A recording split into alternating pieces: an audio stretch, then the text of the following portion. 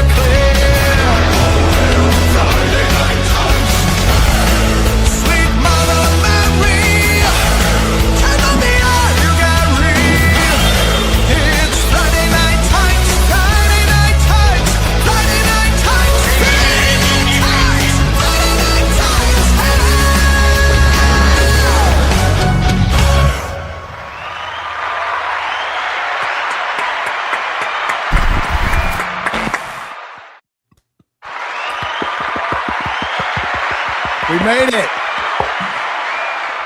Coming to you from around the world. We got people in Japan. We got people in the godforsaken land of Australia.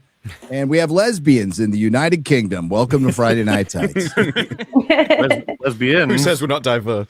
Yeah, Indeed. lesbians, Mahler. Ooh. I said it. Oh, Okay, I didn't know. Wow. I don't remember telling you I identified that way, but fine. Well, I mean, Eldritch God, you can kind of do whatever you want, right? I move in and out, yeah. Yeah, And the there you Subaru go. doesn't help, so.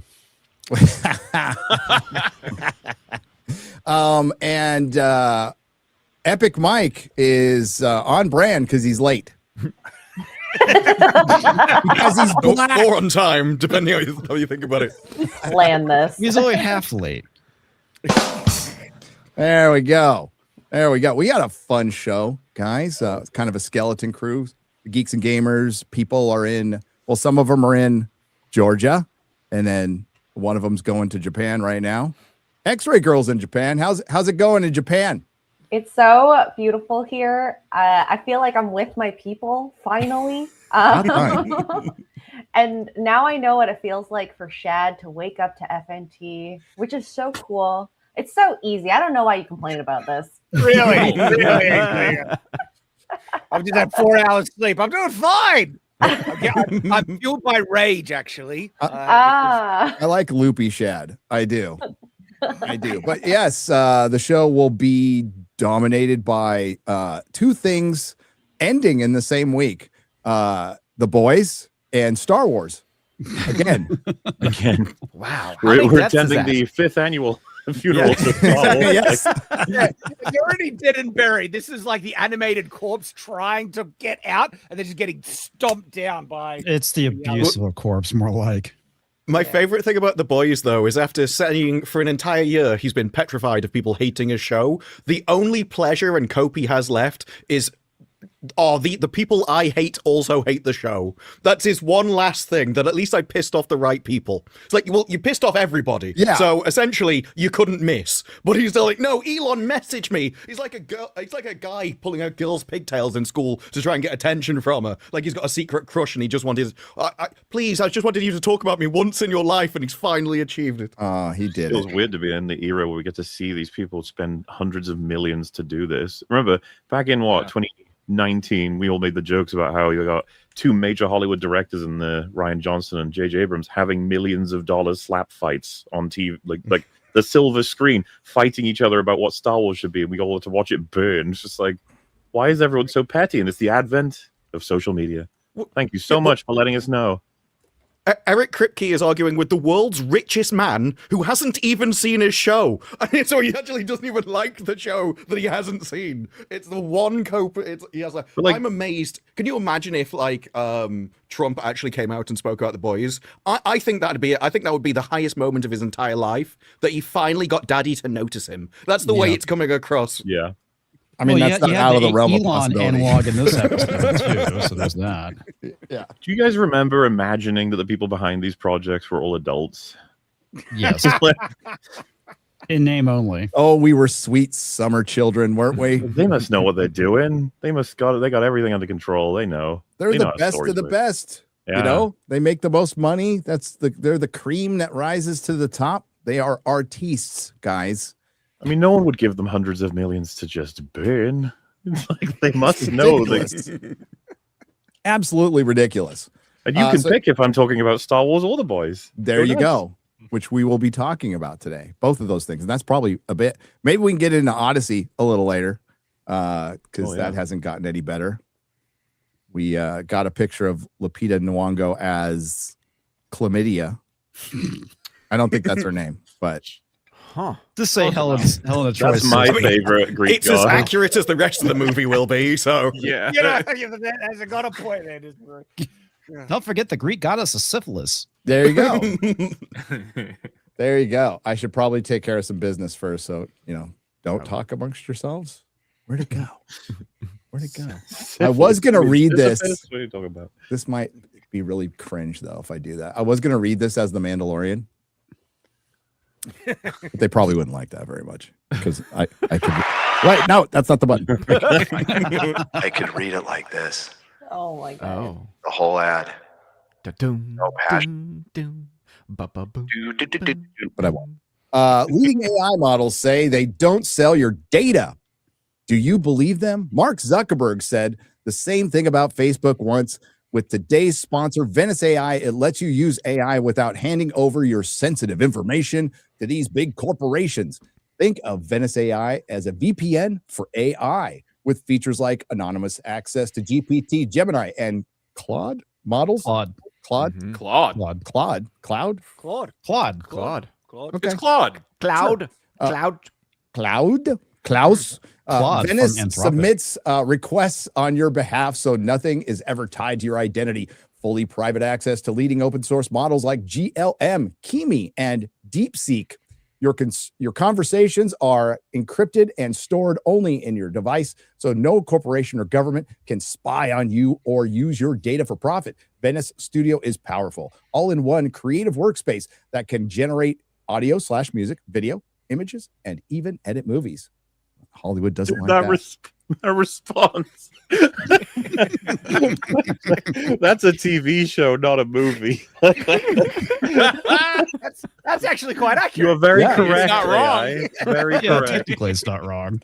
And just a fun fact, Venice was founded by Eric Voorhees, one of the pioneers of Bitcoin and a privacy advocate. If you value your privacy and want to use AI, go to my sponsor, Venice AI/Nerdrotic, to access the world's leading AI models privately. Again, that's Venice.ai/Nerdrotic. Use code Nerdrotic for 20% off any plan. Thank you very much. Let's get to business. You know, it not only said it was a TV show, it refused to answer whether it was good. I think we know. Yeah. And you can make things like this. Yes, That's glorious. that would have made the movie better. It Because- would have. I have a question. Why does an adult keep taking a small, defenseless little child into dangerous situations continually? That is Maybe he a has brain damage. Mandalorian in training, actually. John Favreau said that is a young Mandalorian trainer. That's what Grogu is now. He's really, Some would assume it's a baby, but you'd be wrong. Mandalorian.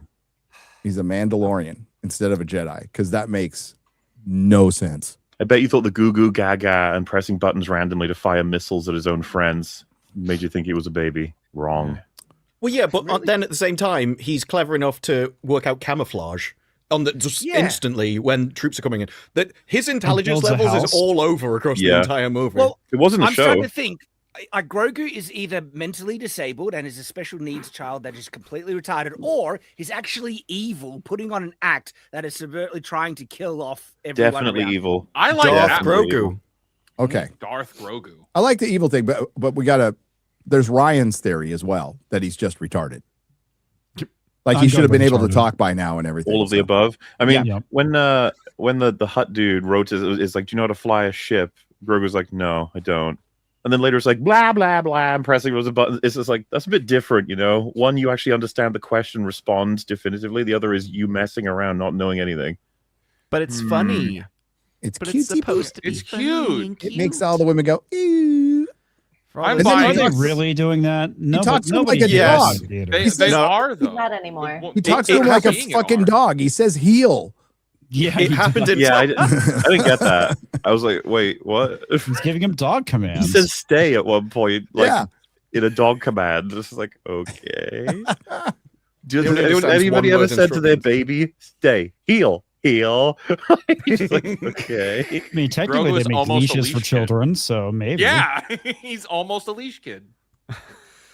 Oh God. So I guess we'll start with the Mango and Grok, the Mando and Grogu, whatever.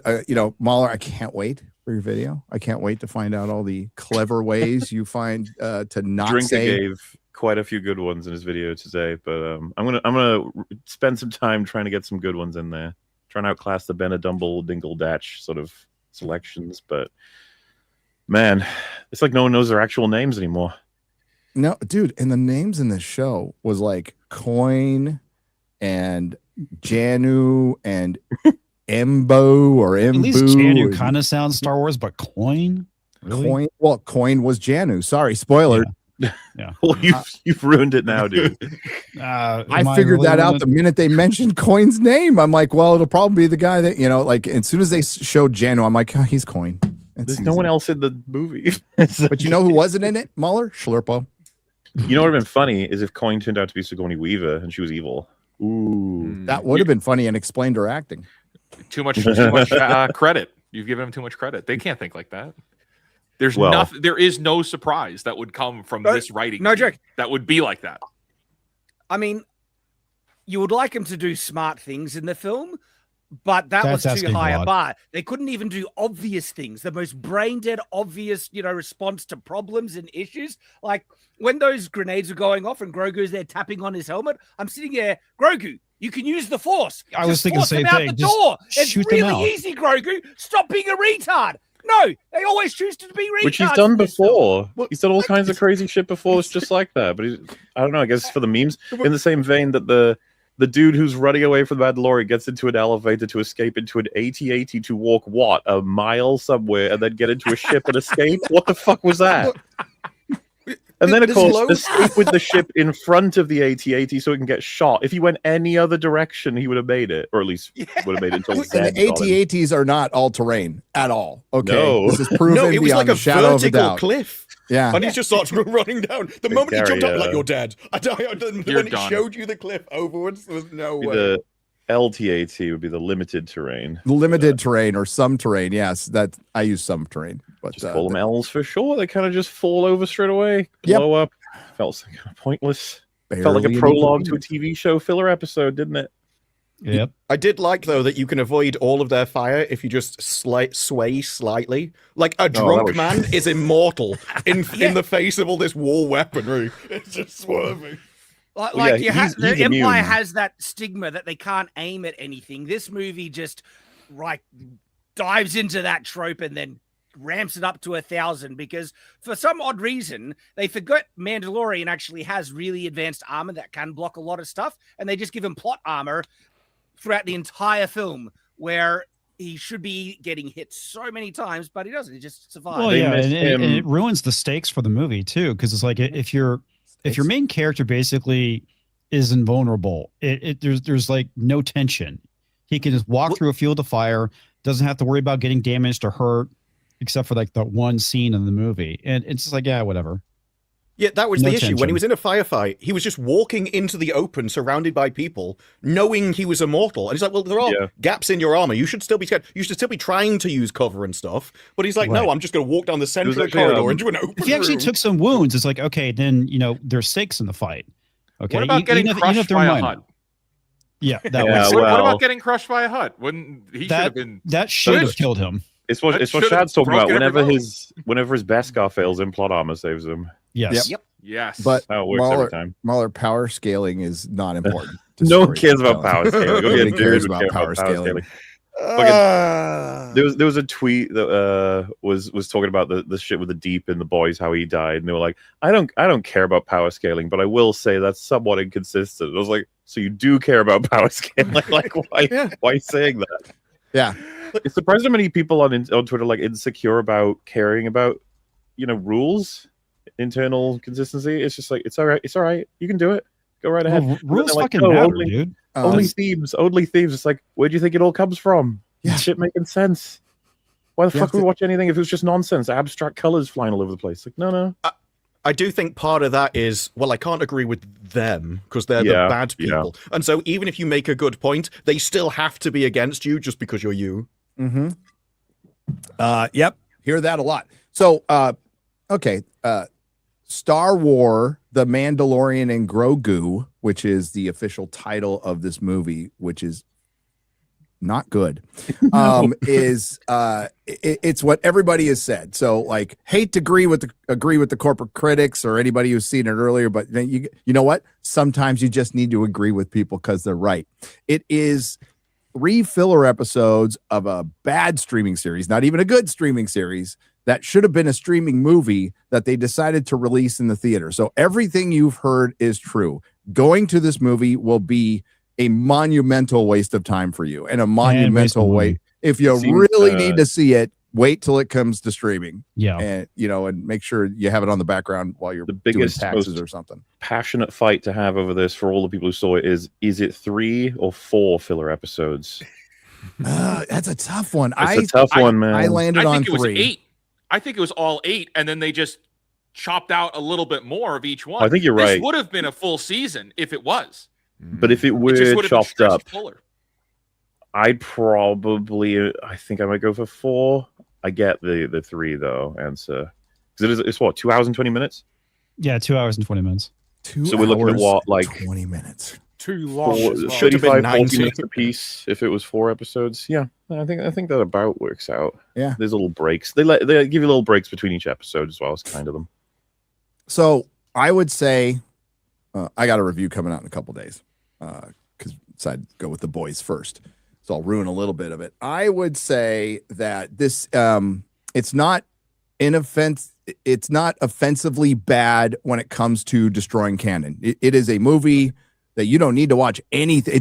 It's not connected to the series. You could just watch this movie as a thing of objects moving in front of you, and you don't need to watch any Star Wars to watch this. Yeah, You it's could plainly also offensive. just not watch this. I mean, Yeah. that would be the There better you option. go. That There would you be go. the better option, but it's offensively boring.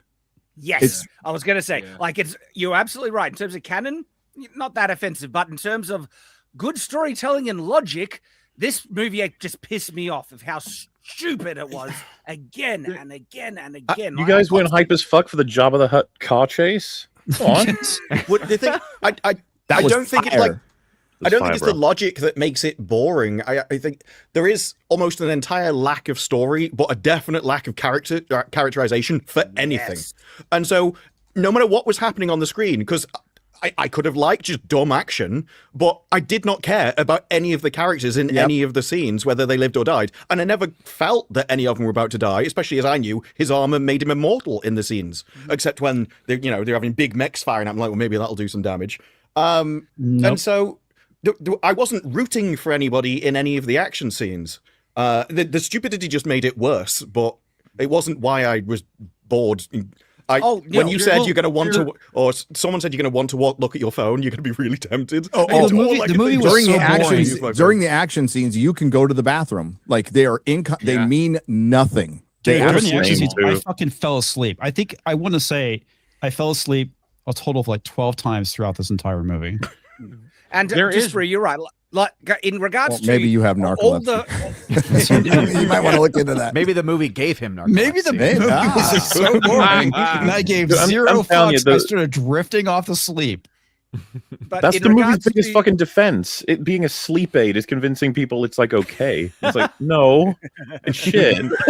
Just because you didn't watch most of it because you were asleep. That's Hey, okay. Sleep is important these days, man. So that's There is one major lore problem though, and it's in the end. It's with the New Republic, or what could have been, the Rebellion, is strong enough to just go and nuke the Hutts Why did we need to go and rescue Do all this Han that stuff. way? We could have Yeah. we could have just taken out the entire Hutt capital. It was barely an inconvenience. We didn't lose. There was The zero. Hutts are supposed to be like the casualties. most dangerous Well, gangsters in the rebellion. galaxy. No. And they go out like bitches. This movie yeah. absolutely establishes why the First Order came to power, because the New Republic is filled with a bunch of retarded old people and Yes. 76-year-old women piloting X-wing the fighters. Empire were filled with I did retards laugh when too, she eh? appeared on the screen in an God, X-Wing. I was pissing myself. Imagine when I being saw that. fucking glassed by the pensioner brigade of the New Republic. That sucks. Because that was like their defenses weren't harmed at all from the inside. They had all the fighters and everything come out to shoot them down and everything. So yeah, you could have taken that out whether the Mandalorian was inside causing trouble or not. The way it went down. You know, as bad as like that is for canon, I think the thing that offended me most in regards to overall Star Wars canon was the moment in the opening scene where Mandalorian decides to open an automatic door by shooting the control panel. And I'm like, that's not how that works. We've seen it in New Hope. They're like shooting the control panel locks it closed. But no, much. now it's just like a complete reverse. And it just opens it when you bust it. It's like, gee, I'm trying to log into a computer. Let me hit it with a rock. That'll really. Oh yeah, that'll definitely. Hey, She's even lock doing you that for a in. while. Shoot control panel makes it do whatever you want. In the same vein, by the way, my ship isn't working. Quick, Ray, tear pieces out of it to make it Tear work. a giant Oh, panel off. Zeb, yeah, tear a fucking control panel out and it'll work. Fucking I hell. think that was a deliberate reference though, because several times they went bypass the something or other and kept repeating it about 3 times to make sure you heard it. So I do think that was references to the sequels trilogy. But like for us, that's like cringe. For them, that's like, haha, Ray, we'll you gotta love just it. Makes everything in Remember, this Ray? film is retarded. But like, think of the logic. Let's legitimately bust up our ship, rip out vital control components, and suddenly it can fly twice as fast with no detriment at all. Like it's just a better ship now. I swear to God, the DNA for all this goes back to Empire Strikes Back, where Han goes into the cockpit and the Millennium Falcon's not fully active, and he does that one hit on the wall. Ever Percussive since maintenance, then, man. ever since that moment, they've been like, "Yeah, you just gotta fuck up your ship and it'll work." That's how I mean, okay, Well, it for a has machine like been- that, I can kind of buy it because that's it's like a- jostling something back into place. no, of course, that's what that is. That's what it's Yeah. supposed Well, to and be. you know what that little hit is? It's Fonzie. It's the fonts, yeah. It's the Fonz hitting shit and making it hitting- work. That's what it hitting- was. It was It's in the same thing GoldenEye as- as well. He hits his car with a sledgehammer to start the engine. when Vader kills any subordinate for failing to listen to him or even going against his orders, right? That's evolved now into you just kill your subordinates because that's what you do when you're evil. Yeah. It's Like, it's a lot all of the time as slanderized well- nonsense.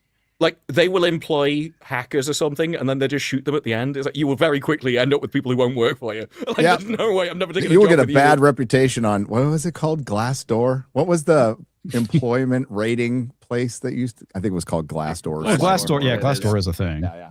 Yeah. I think getting killed after you do your work might get you a bad rating. Yeah, you might get some negative Yeah, reviews maybe. on Glassdoor. Yeah. But the funny So- thing is, they literally do that in the opening sequence with their, token bad guy. They're so desperate. It's like, everyone, this is a bad guy. He's a really bad guy. Quickly, let's give him like the most cringe bad guy dialogue, and he'll just randomly shoot someone Yep. as well. And bad guy so you trope. really know he's a bad guy. Dude, and it's that just means like the when- Kylo one, where it's like a reasonable question of, hey, so the protection you're offering is actually making it so that we're still not protected and we can't pay you. And he's like, right, I'm going to kill you. You're like, okay, you can kill me, but that doesn't solve anything. And like, in fact, it just makes it worse, really. Like, At least when they did it in Bond films, it kind of served a purpose. No, but like, Dr. Evil had more reason to Yes. use his fucking subordinates than these people do. I really, really hurt and badly burnt. It's Oh, beginning to smell okay, a lot like so- almonds, which is not good. well, the Mahler's okay. Mahler's been right about this movie. Everybody's been right about this movie when you say it is the safest thing Lucasfilm could have made. They are in a full-blown identity crisis after the failure of Solo, and they scrapped a bunch of projects. Kathleen Kennedy announcing a bunch of projects that have already been scrapped, and they see the real numbers on Disney Plus, and they see that they're really low despite what they were saying. They put over $500 million into Andor, probably the most earnest thing they've ever done, right? And nobody watched it. So yeah, your heir apparent Dave Filoni has co-written this movie. He also wrote the first Star Wars flop, and it wasn't Solo. It was Star Wars Clone Wars, and it also featured Rod of the Hutt. So it's nice that the DNA gone the full DNA circle. is there, Full circle. and that's your future of Star Wars. By the way, oh look, Hey, how's it going? what Oh, up? hi. Howdy. Right, Right, exactly exactly what And you're saying. drinking. Oh, I got man. stuck in Memorial Day traffic. It was awesome. Yeah. Really? Yeah. It Well, was not okay, awesome. yeah. Considering where you live, it just thought out like yesterday, so I can understand why people want to. Yeah, because like like an hour and a half north of me is like a massive lake, and everybody goes there for like Memorial Day weekend. a It's massive awful. lake called Lake Michigan. No. There's Okay. another one. Yeah, there's another one that's like more secluded. Lake Michigan's pretty big. Lake Michigan is very big. Yeah, It's a big lake. yeah. So, if you go by the dunes and stuff, it's pretty nuts. So So Yeah. Mandalorian and Grogu is Just on what you said there about the safest choice, I think it's simultaneously the safest and least, as in, like, from their perspective, a bean counter on paper would say it's the safest. But if you and I, or if all of us actually were in the boardroom and they suggested this, we'd be like, no, that'll not make exactly. money. No. So- And they'd be like, what do you mean? It's safe. It's like, it's not actually. It's volatile. It's actually not going to make any money. That's a very good point. From their perspective, it is Yeah. the safest move where they will get the least blowback because they're scared. They're scared, despite should all be. the trying to minimize the chuds and even the access media has turned on them at this point. And we're starting to get article after article. Hey, Matt Walsh made a video, everybody. Oh, So wow. that seals hotbed the of, deal. that hotbed of pop culture. Yeah. Yeah. That seals the deal right there. You got Matt Walsh after that you, man buddy. knows his Star Wars, okay? Mhm, yep. But that's the issue. It is a safe choice because it's the only thing they've really had any kind of modicum of success with. And yes, it will safely lose money, but it's not going to completely bomb and destroy everything. So that's the thing. Safely lose No, but money. this is that's the best That's option. true. Now, if you want to play it safe, that's your best option. Is just to safely lose a bit of money rather than all of the money. I like that. They don't realize No. though that they've gone so far down the wrong road. It will require radical change and huge risk in order to swing back the other way, as they'll have to basically change everything and all of the people. And that is, when you're throwing this much money at a movie, no one has the balls for that anymore in Hollywood. They are a risk-averse business at this point because of the people- budgets. How many people are left to piss off, though, right? Like, they've done so much damage now. That's a There's no good one left. question. The only people who are left are There's- Disney Star Wars fans. Nobody fucking cares beyond that. No, And some even, of them but are even mad. they're saying Yeah. boring. Like even they're being caught in the crossfire of it. Like the damage control that they're having to do for the truest believers that want to defend this, they're working overtime trying to sell this thing, and it's just not working. The normie center here is so disconnected from caring about Star Wars that even shipping this and it being the safest thing they could make, you're not getting the audience back for Starfighter. If anybody's going to see Starfighter, it's because they're going to see Ryan Gosling, and just because they like Ryan Gosling. It has nothing to do with Star Wars. Yeah. Star I Wars agree. as a brand is toast. Little Platoon put it best on Open Bar last night when he said Lucasfilm is now a liability for Disney. Oh yeah. It's so true. Well, that's what happens when you piss off your audience and the normies go and fuck Well, off after I that. don't know. Maybe Star Wars Explained is out there going, I liked Mandalorian and Grogu. It was neat. It was a movie with people speaking their lines, and it was directed by a director, and it had music. I I would had fun. love. It's I for would love kids. him to explain this movie. Like explain to me why there's a group of tiny little aliens who fly for days across the universe to a planet, and not a single one goes, how is he going to fit in the ship? Exactly. Like, at no point did they ever think, how are we going to rescue the What do you mean? king? This for you? Just going to ride it back, obviously. They took him So all the way surfing back on to it the in the ship hood. and Yeah. still didn't see a problem. How Yeah. retarded you have to be to not see something so friggin' obvious? That's what I mean. Well, you know I- what? I would- too? Okay, I would have actually laughed legitimately if they strapped him to the top of the ship and flew him, It flew him that way. Yeah. Yeah, your suit's That would have airtight, been isn't it? hilarious. You know, Well, when, I don't know how uh, far into it you got, but like, how great is it at the end when the Kathleen Kennedy insert and actual Dave Filoni are like, Oh, we're we haven't picking up gotten there yet. Oh, dude. I was like, if my kids weren't here right now, I would have swore. Like, I would have sworn anyway. Well, Okay, my let's be theory real. is like once they achieve story arc 1, they're like, "Oh, we had a really rough mission. It's time for us to go take a break." Wink, wink. I'm gonna go fuck off back to my little house. What were you gonna say, Muller?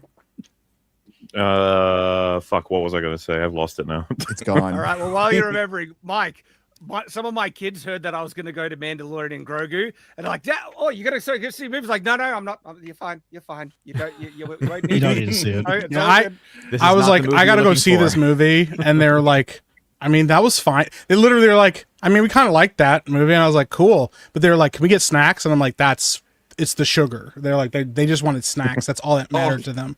Like, How many times did food appear in this movie? The writer needed to eat something. Every single solution to every problem, like throwing an Oreo at something. That's a female trait. They did that a lot in the really bad run of comic books too. Marvel Comics was doing. They always had people eat because all the time. It's like a thing that they think chicks that it's are like always starving. Well, and it also they think it makes you like relatable. Like, oh, what's more relatable than like eating food with people and like hanging out? You with like them? food too? So do I. Let's go to a cafe. Let's be Also, Oreos. I have remembered it was with the Marvels fucking up.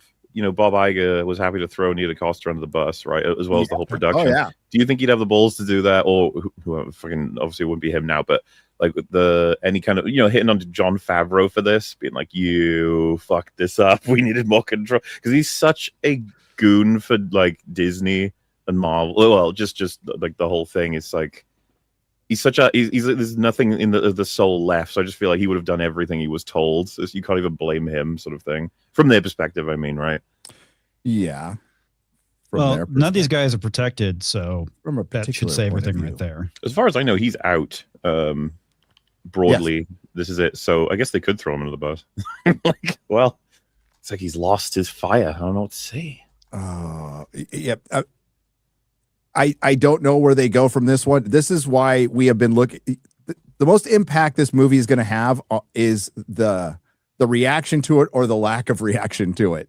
It's the box office, because I mean, they can't hide the numbers. They can't hide this behind streaming numbers. They cannot hide that this the Thursday opening.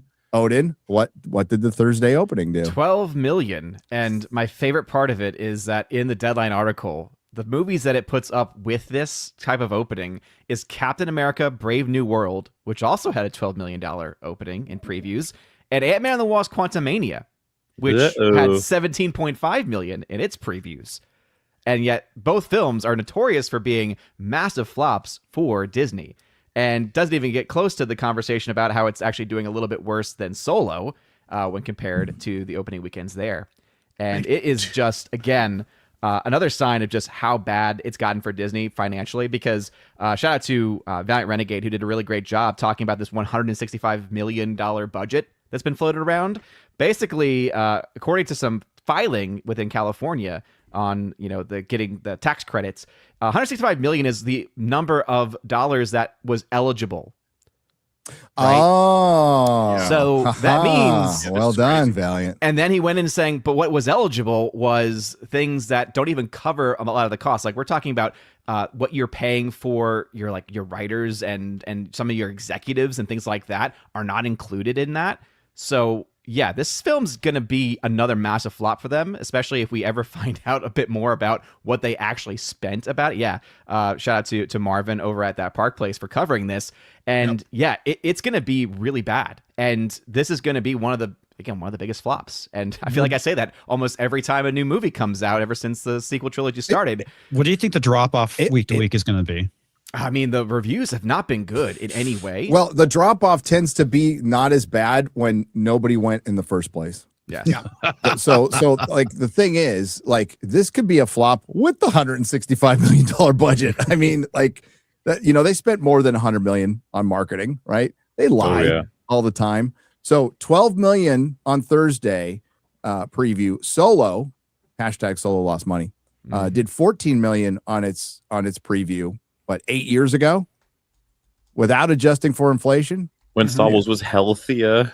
When Star Wars was healthier. Yeah, there it is right there. Yikes.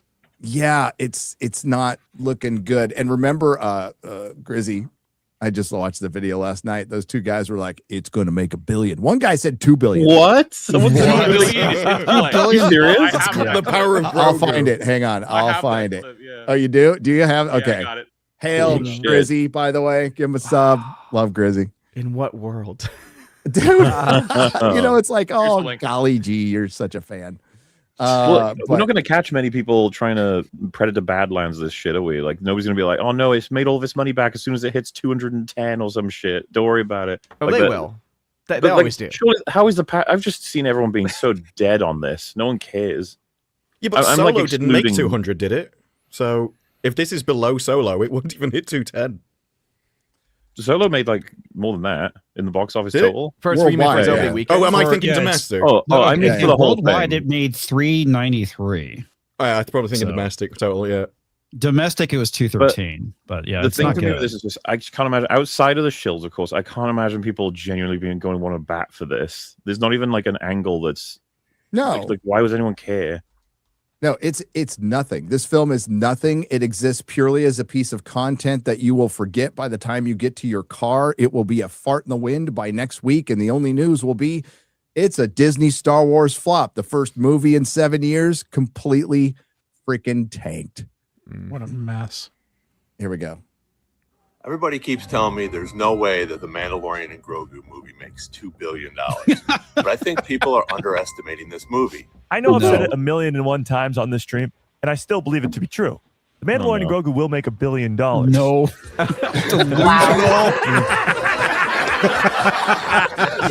And you could be looking at 1.5. You could be looking at Why? maybe 1.7. And if it's really Tell me your good, you could talk about- secrets. It's This guy- it makes 350 right Is this now. guy being serious? Yeah, Oh, he's yeah. serious. Yes, this is real. This is Does real. he Maybe have he's like counting. Maybe he's counting the merch sales, and it's all Or- the soap and sponges Oh, that'll just or take it he's- over. he's counting in Kendall. yen? We figured it out. He was Maybe. he was like, "Oh, I'm counting in yen." And he forgot to tell everybody that. Yeah. If you're interested in content creation, it might be a little late on this, and you are funny. I would really lean into being a YouTuber like this who just takes the piss out of everything while going, "Oh yeah, it's good." Like sound as serious Utterly as you can, utterly deadpan. Aw. Guys, Everybody's watching this movie. Everybody's Yeah. gonna go see it. Yeah. Yeah. The ultimate chill. yeah, it'd be so You're funny. in on the bit.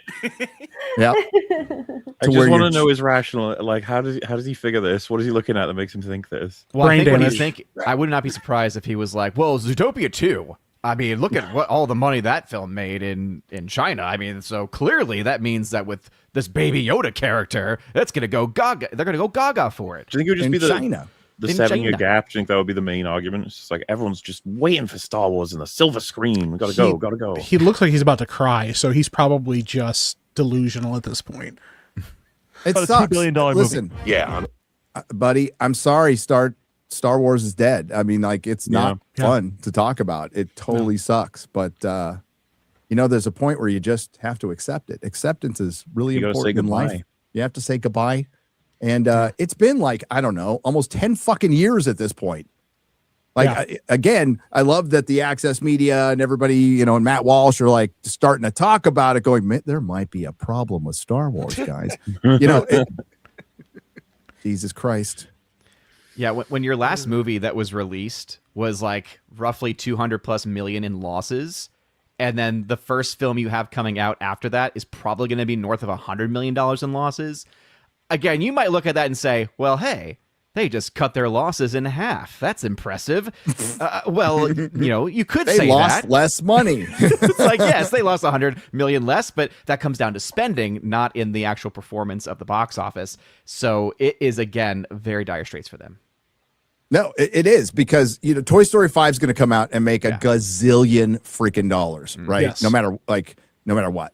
And they're going to now there's new management there. So the person who bought Star Wars, who has, skin in the game, is gone. So you have another guy who's going to look at this going, yeah, this is a liability. And if we really think about it, there's nowhere to go. There's fucking nowhere to go where you will make $1 billion films. Well, films that will generate $1 billion. You'll make $1 billion films, but you won't make films that'll generate $1 billion. There's no story to tell. It is told. It is done. Star Wars is the Skywalkers. The EU, you shit canned. There's nowhere to fight. You can't bring back Hayden Christensen. Oh, wait, you can. But it doesn't work. Yeah. You might as well bring him back to life at this point. Well, how many times is Filoni gonna have to fail before, I guess, like the people who actually control everything in the studio decide like he's not the guy? You know, when he says to them like, "No, I figured Mandalorian and Grogu would fail because it didn't have Ahsoka in it. We need an Ahsoka movie. That'll do it. It's happening If we just now. get an Ahsoka movie out there, it'll make trillions." I think we're in the middle of that now. So, like, if we look at the timeline, like the Acolyte, we didn't notice it at the time, but the Acolyte spooked people in Disney. It spooked the suits because they didn't realize how bad it could be. And that, I mean, and the same thing we had earlier this week. Damon Lindelof comes out, says, "Oh, I was fired. I was working on the Rey movie." Well, the timeline of when he was fired would have been right around after the Acolyte was canceled. So that is when the suits would have come in, and that is why Mandalorian and Grogu is as safe as it is. It is, and why it's so hollow and so empty is, well, we got to ship this thing as a movie because Disney Plus doesn't make money. We know Mandalorian and Grogu sell merchandise, so maybe like this will move dollars there. Maybe we could sell some more Grogu toys, but just ship the most basic thing possible in Star Wars. And this is the suits taking over. Filoni is just a face at this point. I think he's got control of animation, but I don't think he has, especially moving forward after this. I don't think he's got as much control as we think. Yeah. So who do you think then is at fault for how crap this film is overall? Oh, Filoni. But also Favreau. But also Team effort, really. This one. Pedro this had Pascal. 3 people in Pedro it. Pascal. This is yeah. Pedro was only in the movie for 4 minutes. He shot His for a voice day. acting is awful. He was really busy making out with Stephen Colbert in the back. Like, you know when you said you don't have to know anything about the character? Can you imagine coming into this movie blind and you just go, and then we need to go to the next scene? You have no idea who this guy is. I have The to most fight a monotone giant. voice. I love seeing Pedro Pascal wrestle with a giant white snake. If you only watched, So does Pedro. That's how he got the job. If you only He watched was the like, "Oh Mandalorian man," show, he's like, right? "I read the script and I was moved." If you only watch the Mandalorian show and then you watch this film with someone who hasn't watched any of it, the first thought will be like, "Oh, so what's that dude who picks up Mandalorian in the ship?" And you're gonna be like, "I don't know. I haven't watched the show he's from. I've watched Mandalorian." You're like, "Oh, what are the 2 big huts?" You're like, "I don't know. They're from a different show. They're from Book of Boba Fett. I didn't watch that show. I watched Mandalorian." You're like, what? Do you know what's going on? You're like, "No."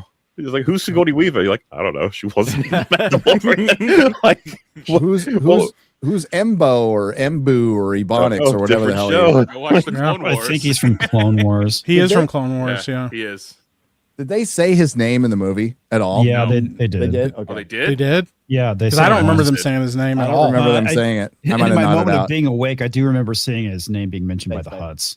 They don't call Mando Din Djarin, though. They just call him Mando or Mandalorian. This felt like season 3 because they realized how bad season 3 was, and they're like, "Let's just reshoot season 3 and make it a movie." Somebody was like, "That's genius! Do it! That'll print money for sure." But nobody cares about this. Well, it's crazy because it's kind of like Gary said with the steps earlier, right? It's like they had their big meeting that they decided we'll finally do this. We'll finally push Mandalorian to a movie, and now they're having meetings after this, being like, "So now what?" Then it's like, "Well, we learned nothing. We've literally learned nothing from this." Like, so now what's next? Like, we're gonna try that fucking Ryan Gosling one, I guess.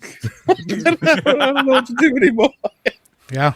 Disney's What if we get rid of the Jedi? What if there's no Jedi? Isn't that cool? Everybody loves that kind of That'll Star work. Wars, right? That'll work. That'll sell tickets for sure. Let's just do Darth Vader resurrected and bring back Hayden Christensen. Give him a whole damn movie. Let's just.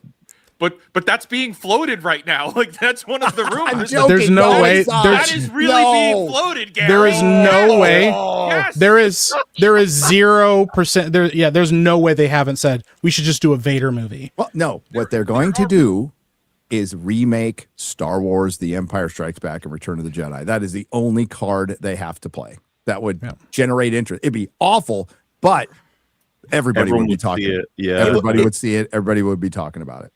Yeah, but it's also that is in itself a high risk strategy though, because you risk destroying the golden goose, which is the only merch and characters that anyone As if cares it about. wasn't Because you already might destroyed. Hollywood. No, because people now can still separate things and they can still like the original stuff. But as like with Doctor Who, when Tennant came back, he destroyed old Tennant, and so when you remake the original trilogy, you might destroy the merch sales. That's the only thing that you've got selling. You say that Matt Smith became my second favorite Doctor instantly when he came back, and he's better than Tennant, by the way. Who's your favorite? I could write off a lot of the rest, but the moment Tennant came back as himself, essentially, it was oldest memory. Yeah, Who's your favorite Disney Doctor, don't Gary? make Tom these horrible Baker, decisions, though. Okay, that's what I figured, but I just wanted to. Sorry, Molly. Go on. I just feel like that kind of intelligence doesn't exist at Disney, right? Saying like we could actually end any ability to make money ever again after we remake the originals. They could just be like, yes, but how much money could we make from doing it? Like, why aren't you listening? How much money can you Like, lose? you're not listening. Even if you look back all the way to 2012 to now, as much as we know they didn't have a plan for the sequel trilogy, like they never even planned in a sense of longevity for the whole franchise, because it's kind of a panic job in terms of holy shit, George has given it to us, what are we going to do? It's like we need to actually be in a boardroom planning shit for like a year. You don't understand, this is a 100-year franchise we need to take care of. We need to do like every media you could imagine. The idea of scoping out the next trilogy, it's like, yeah, okay, maybe that's fucking step 1 of 10,000 in this meeting. We got so much to do. And they're like, no, we're not even going to plan the first of those. We're just going to go. See, this is Disney, so they're going to, the first thing in the meeting, Mahler, is going to be, all right, apparently we just need more diversity because that's also kill all of the EU. Kill it all. No one likes it. Nobody likes it. No Star Wars fans like that. They killed LucasArts and the EU like immediately. Yeah. So dumb. Like the idea of remaking the original trilogy is the assumption that, oh, well, at least they'll take short-term profit because that'll make a lot of money, but they might doomsday it and they spend all of the money trying to do some big comeback. And so they already lose money because they increase the budgets, which counts as the increased box office. And then it goes nowhere and it still doesn't resurrect anything. So that's totally fair, though. There is a universe where they spend, I don't know, 150 on a remake of Star Wars. It's terrible. But like a bunch of people go out to see it because of it's just like what a spectacle. Disney have finally taken a shot at remaking the thing that started it all. Yeah. I mean, all of us would go see that shit. Out of more of a curiosity, more so than anything else. But the thing I don't see possible though is I can't see a world where they only spend $150 million. Not with the current people that are in charge. Yeah, I mean, because again, they have a huge spending problem at Lucasfilm, more so than any other place, right? Marvel overspends to a great degree. A lot of the Disney properties do, but none of them overspend to the level that Star Wars does. To again, such a degree that they don't have the capacity to make a film for under $200 million. And the marketing for that would be double, triple more. Because they want to make it a huge event that everybody knows about. And so everything increases. So what is the actual numbers for Force Awakens? Is it actually like 500 million for that movie? Or is it let's actual see, numbers of budget? Yeah, budget wise. Yeah, so the raw budget for Force Awakens ended up being around 447 million. Damn. That is insane. And then Rogue One was a very smaller 232 million. Was Rogue One. Last Jedi, 300 million. So a bit of a cut there between Force Awakens and Last Jedi. Solo, 270 million. And then Rise of Skywalker, a whopping 489 million. It's insane. That's they're just going to continue losing money.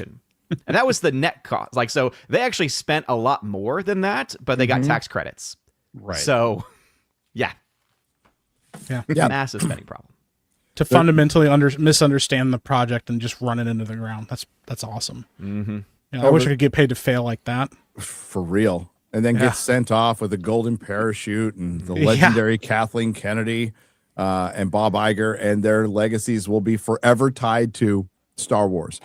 Yep. And what happened to Star Wars. And Star Wars, it's just clear, like it's George Lucas's. So he sold it off and he's made a lot of money and a lot of money on Disney stock, and he doesn't give a shit anymore. And who would blame him? But they had. I don't think they recover from this as far as they'll always make comics and books and whatever, and they'll always generate some sort of money. But they bought this to be $1 billion franchise as far as movies making $1 billion every time they go out, selling a bunch of merch. And have to say it again, if they hadn't have made any Star Wars, they'd be better off. They'd be just selling old toys. Yeah. 100%. In Bob Iger's book, The Ride of a Lifetime, he said, like, in the meetings while they were planning this, the economics people at Disney were planning a movie every year after acquisition. It was every other year after acquisition. Forever. Like this was just supposed to be a money printing machine. Every other Christmas, we were supposed to get a Star Wars. Remember, the original plan was to have Star Wars Avatar, Star Wars Avatar. Like that was like in their mind at one point. And they're like, oh, we're just gonna make all the money. But look at both franchises there. Both have ended up just, again, obviously Avatar started off, with profit, but they've cut their audience every single time. And now I think the next film is gonna lose money if they actually make the next film. And look at Star Wars, it's now again hundreds of millions in losses every time now. Like at some point you just have to fire everyone.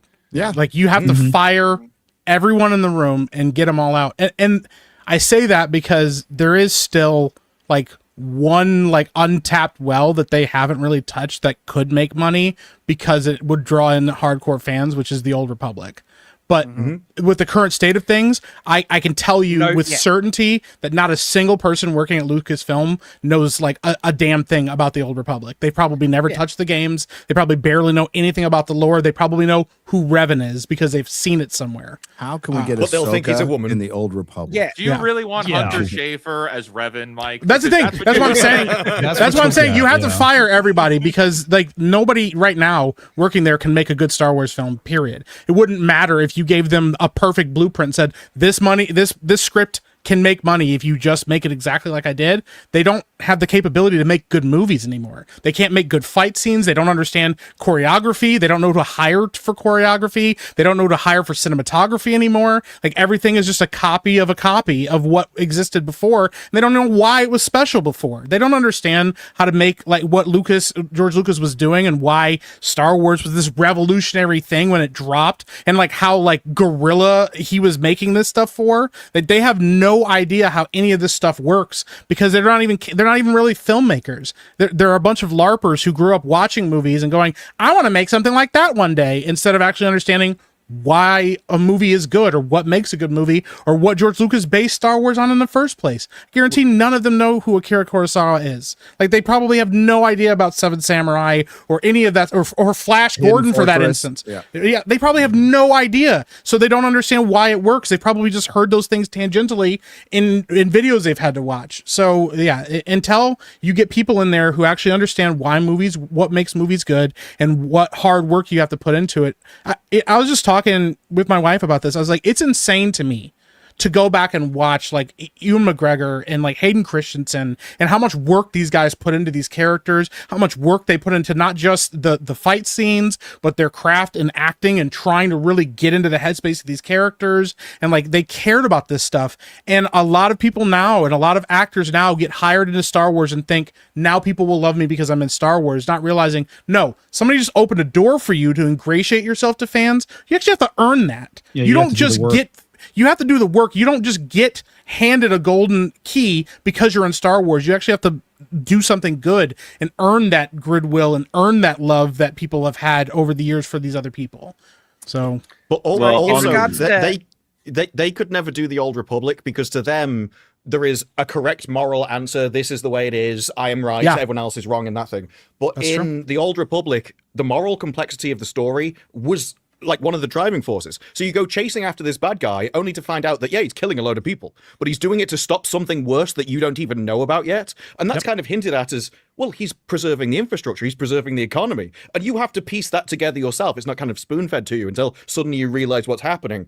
And you know full well, they'd look at the second one and be like, oh, Kreia, she's a grey Jedi. And they'd just immediately go for that. And they would see, this is where the deep thing is. And they won't really understand what she meant either. And so you'll just get this really sort of dumbed down version where actually she's just Californian.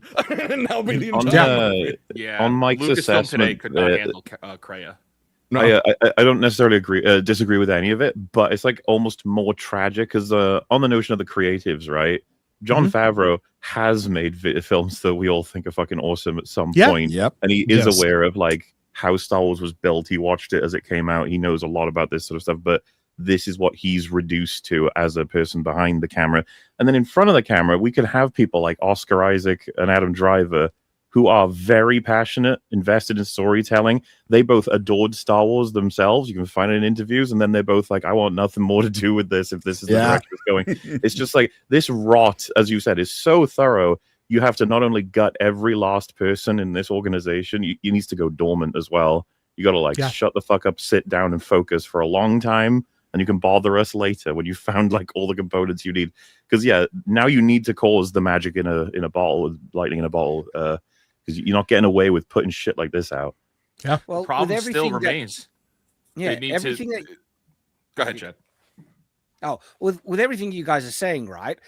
It is just exemplified and proven so true with the current film, Mandalorian and Grogu. Like the astounding incompetence in this film, almost on every level, right? Just shows that, they don't understand Star Wars and they just don't have the talent to make anything good.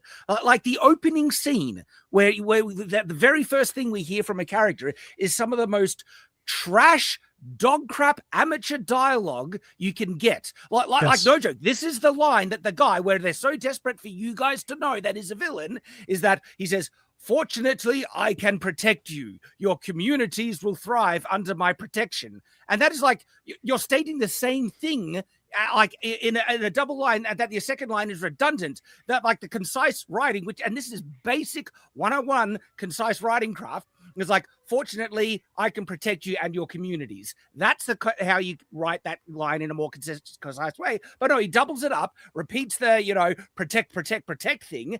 And it is just clunky, redundant repetition dialogue that was written by someone who actually doesn't even know the craft of writing. Because that's the only way that type of crap dialogue even your can fix, go through. like, it's already the as you know shit that's throughout the whole movie. Like the idea that we fix it into "I can protect your communities," but I was like, well, they know that, they're there for that, they've paid for that already. You don't need to say any of this. They should all know this.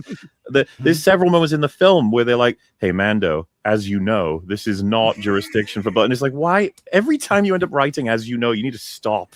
Yep. Guys, as you know, you're here to talk about a Star Wars movie.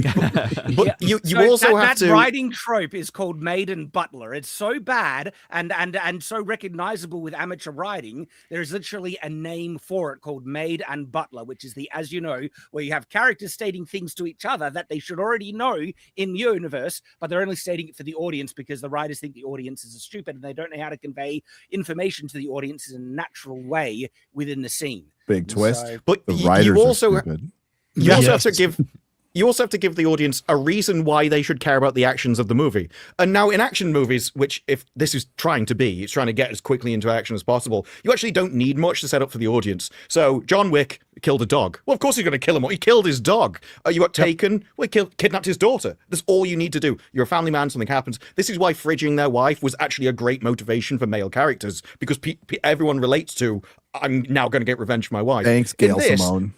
But this is all when people point out a trope, it doesn't mean it's bad. If it's gone on for thousands of years, it's probably a really good tactic to use in writing. But in this, it is, well, why are you going after this guy? He's on a card. Okay, but where did the card come from? A woman told me to kill him. Who is she? It's very reminiscent of the Gulf War cards back in the early 90s. Not 90s. Yeah, it was early 90s. Yeah, my favorite story about that is in Afghanistan, one of the guys walked up to a roadblock holding his own card, demanding he got paid for his own bounty.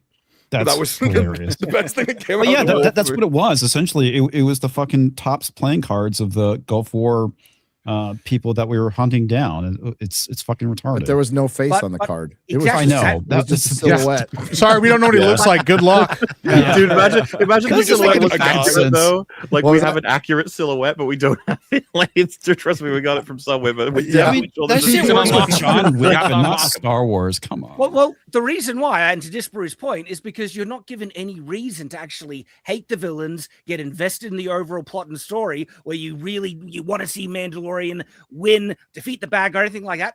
You don't give a crap. Like it's such a bland, cheap villain where it's just like, bad because I'm bad, I'm going to shoot random people and stuff like that. And that's the first one. And the second one is just, he's a mob boss. And that's kind of it. He works for the Empire. Yeah. And there's no reason to care at all. Shad, he's going to give them secrets to the Empire that we never find out about. Isn't that crazy? We never get. Yeah. All of the like an empire that doesn't exist, by the way. all the moral ambiguity and stuff that they desperately like crave and they keep trying to do with Jedi are written into characters like the Mandalorian.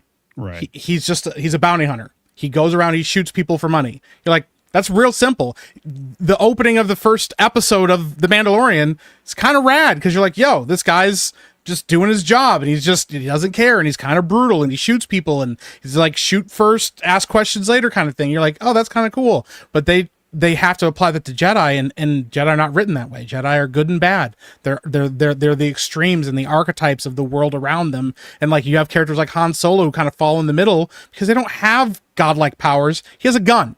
And he has to survive in a world that's like super brutal and very violent and very dark and kind of dystopian. But that's okay because like you have people that like, you know, can remind him of what it means to be a good person and stuff. They don't understand any of that because everything's like moral relativism and everything's like a constant deconstruction of what came before. It's why they keep plumbing the same stuff over and over again because all they can do is look at what was existed and go, how can we deconstruct this further? And eventually you just keep deconstructing it. You just have a floor full of parts and you don't even know how to put it back together. You have no idea how it worked in the first place. And that's kind of where we are with a lot of IPs. Is just constant deconstruction. Look at Star Trek. Constantly going, oh, you know, and they're like, yeah, we've already talked about that. Oh, we've already faced that. They've already talked about that in the Next Generation or the original series. And they're like, oh, well, we didn't know because we didn't read any of that. We just tried to find all the problems with it and deconstruct it. You're so right about fucking Mando, by the way. First episode, just a guy. By the time we've hit the end of season 3, it's like the most important person in the whole fucking galaxy who met every important character ever. You're like, yeah, okay. The best part about Star Wars is like the Jedi is the most important person because he can like move shit with his mind and he has a laser sword. Like Han Solo is just a dude and he doesn't have a laser sword. And when he finds a guy that does have a laser sword, like he is hopelessly, embarrassingly outgunned. When he runs in this like Vader, it's awesome that he shoots Vader, but Vader's like, please, like, sit down, like, you know, because you're not on the same playing field. And that's the beauty of what George Lucas did is like you could tell these really intimate stories about people just trying to survive in the world and falling in love and fixing a broken ship. And then the bigger story is this guy running around with a laser sword going, if I don't kill this guy in a robe, like the whole galaxy falls apart, you know, like, yeah. Well, in this movie, though, we had the grand, complex story of going, you should never trust Hutts because Hutts are treacherous. By the way, those Hutts, they're really helping us over there. Then the end of the movie is, you'll never guess what. They were really treacherous, those Hutts. No, they were fucking us over all along. I like how they talk about we're going to commit war crimes. Can we talk about the overall plot and how retarded it is? Because but on what Disprove just said though, did I miss a line? Do you guys know the answer to this? When Mando goes to Sigourney Weaver and he's like, I've got Rota and I've got the guy actually that we're gonna switch him for, and she's like, oh, so you fucked them over, the twins, they're gonna hate you for that. And he says, well, had we taken Rota to them, they would have given us information that takes us to Coin, but they also would have told Coin we were coming to get money from both sides. He says that to her. I was like, is there any reason we think that would have happened? Did he make that up? Because when he's in the capture, like they've captured him, and he's like, "I'm gonna fucking kill you." I was sitting there like, "Well, you betrayed them." I don't know, man. Yeah, like they are evil and everything, but I mean, they hired you for a job and you backstabbed them. So yeah, I don't know.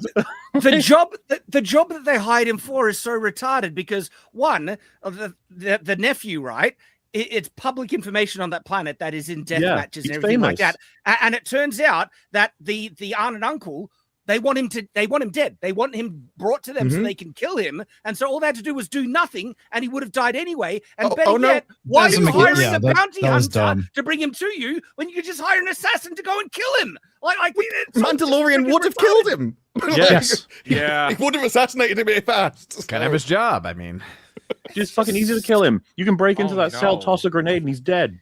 Exactly. No, but he had to go to the Hutt planet to get the name and the location of the mysterious coin, who they have no idea who he is and what information on the Empire. And then he goes there, talks to Martin Scorsese, and then meets him. And then Janu says, "Oh, I'm just going to kill him."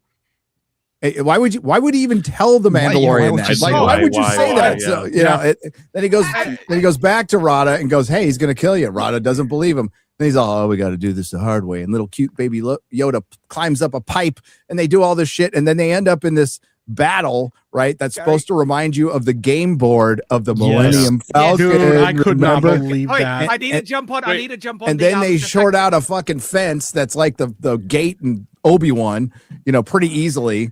It just That was so it's the same as the show. It's just a bunch of side quests and fetch quests, as we gamers say. Did you catch the other Easter egg that they had in the AT-AT? They had like this one toy that was released in Star Wars that was never in any of the canon, and they actually had it at the very beginning of the movie. I didn't catch it. Yeah, I'll see if I can find a picture. If I cared still, I probably would have caught it. The only reason why I know is because I actually had it as a kid. When the mob boss tells Mando that he's going to kill, the guy anyway, he then says, "Oh, you can even bet against him and make heaps of." He is literally admitting that he's fixing the fight to just random strangers. This is a freaking mob boss. No, it's even worse than that. Yes, that's the thing. That's what made it worse. Because you are saying, I kill all of my fighters the moment their contract ends. Do you want a contract to fight for me? Sure. One line after another. I genuinely, everything is retarded. So I'm watching this, seeing all this absolute retarded nonsense being spoken and play out on screen.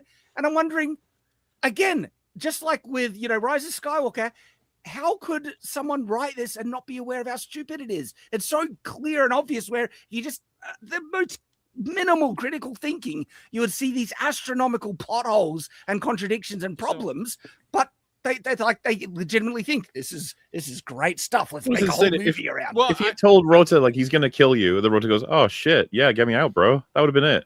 Yeah. I don't think it was. I don't think they're watching this and saying that this is brilliant. This is cinema. Like I don't think they're there at all. This movie is the embodiment of the Netflix TikTok second screen.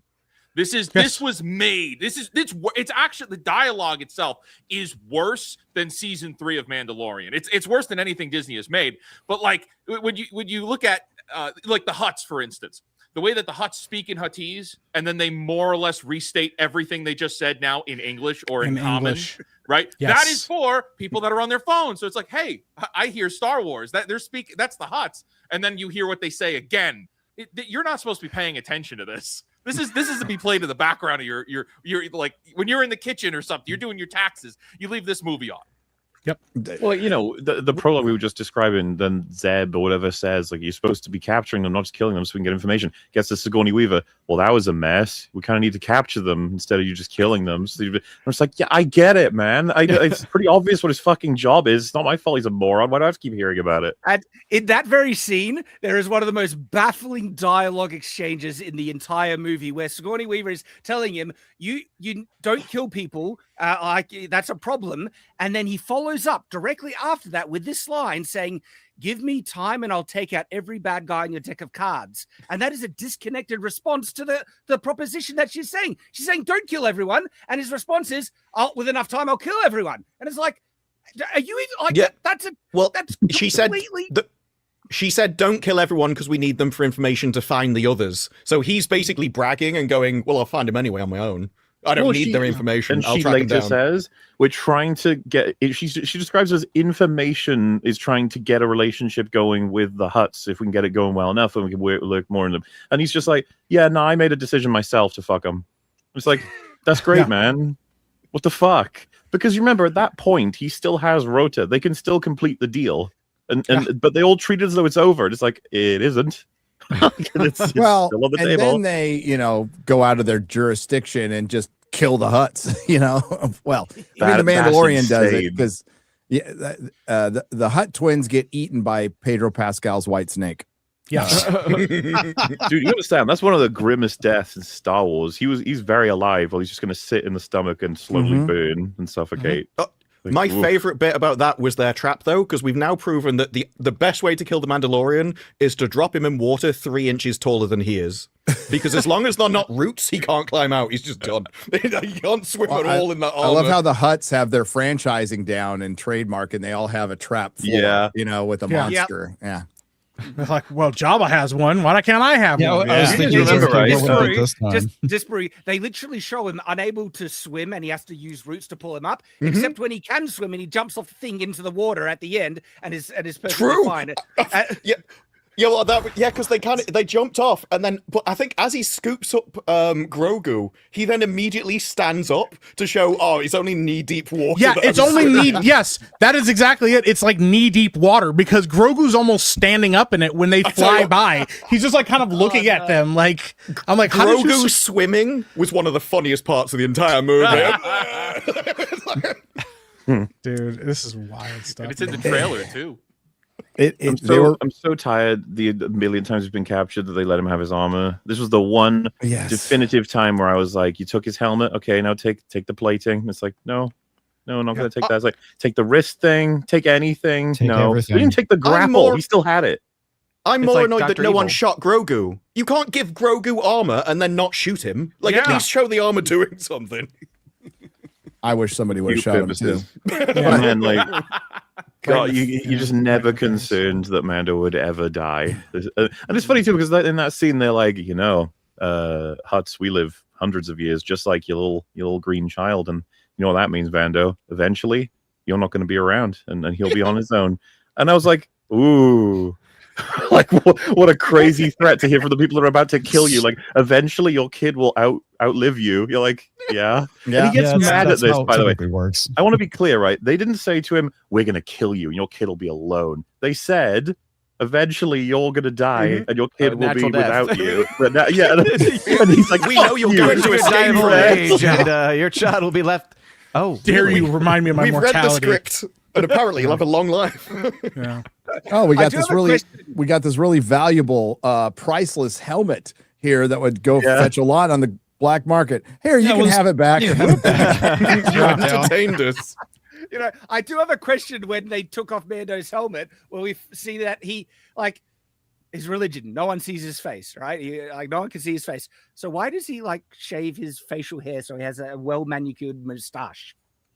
Why does he could do that in private when no one's around. He does it for himself. Okay, he does it for himself. Sorry, he can look at himself. Ask you guys. It's like when women wear makeup. It's for themselves. It's not for the whole thing with him not being able to take his helmet off is retarded. It is retarded, but to be clear, in the 3 seasons, what I remember the rules are is he can take it off as much as he wants as long as no one sees him. However, if someone does, then he has to return to the waters of Mandalore and do a prayer or some shit to fix that. There was never a rule of as long as you kill the person who sees you, you're all good. I don't remember that. Yep. And then, of course, he's making up shit as he goes along. He doesn't kill everyone who saw him. The fucking he doesn't. The people in that room, there's some people he didn't kill. There's the bounty hunter person was in there too, and their dog. Yeah, Embo was in there. Embo was in the room, and we see him escaping from the dragon snake at the end. Yep, with Dave Filoni's dog. So that's the thing. I was Dave just like, Filoni. Embo is Dave Filoni. I remember Mando takes this stuff very seriously, so we're gonna have to have another season of him going back to the waters of Mandalore. It's gonna be great. He just goes on a killing spree to kill Embo. He's like, you saw my face, and I'll kill anybody that I run across. Everybody.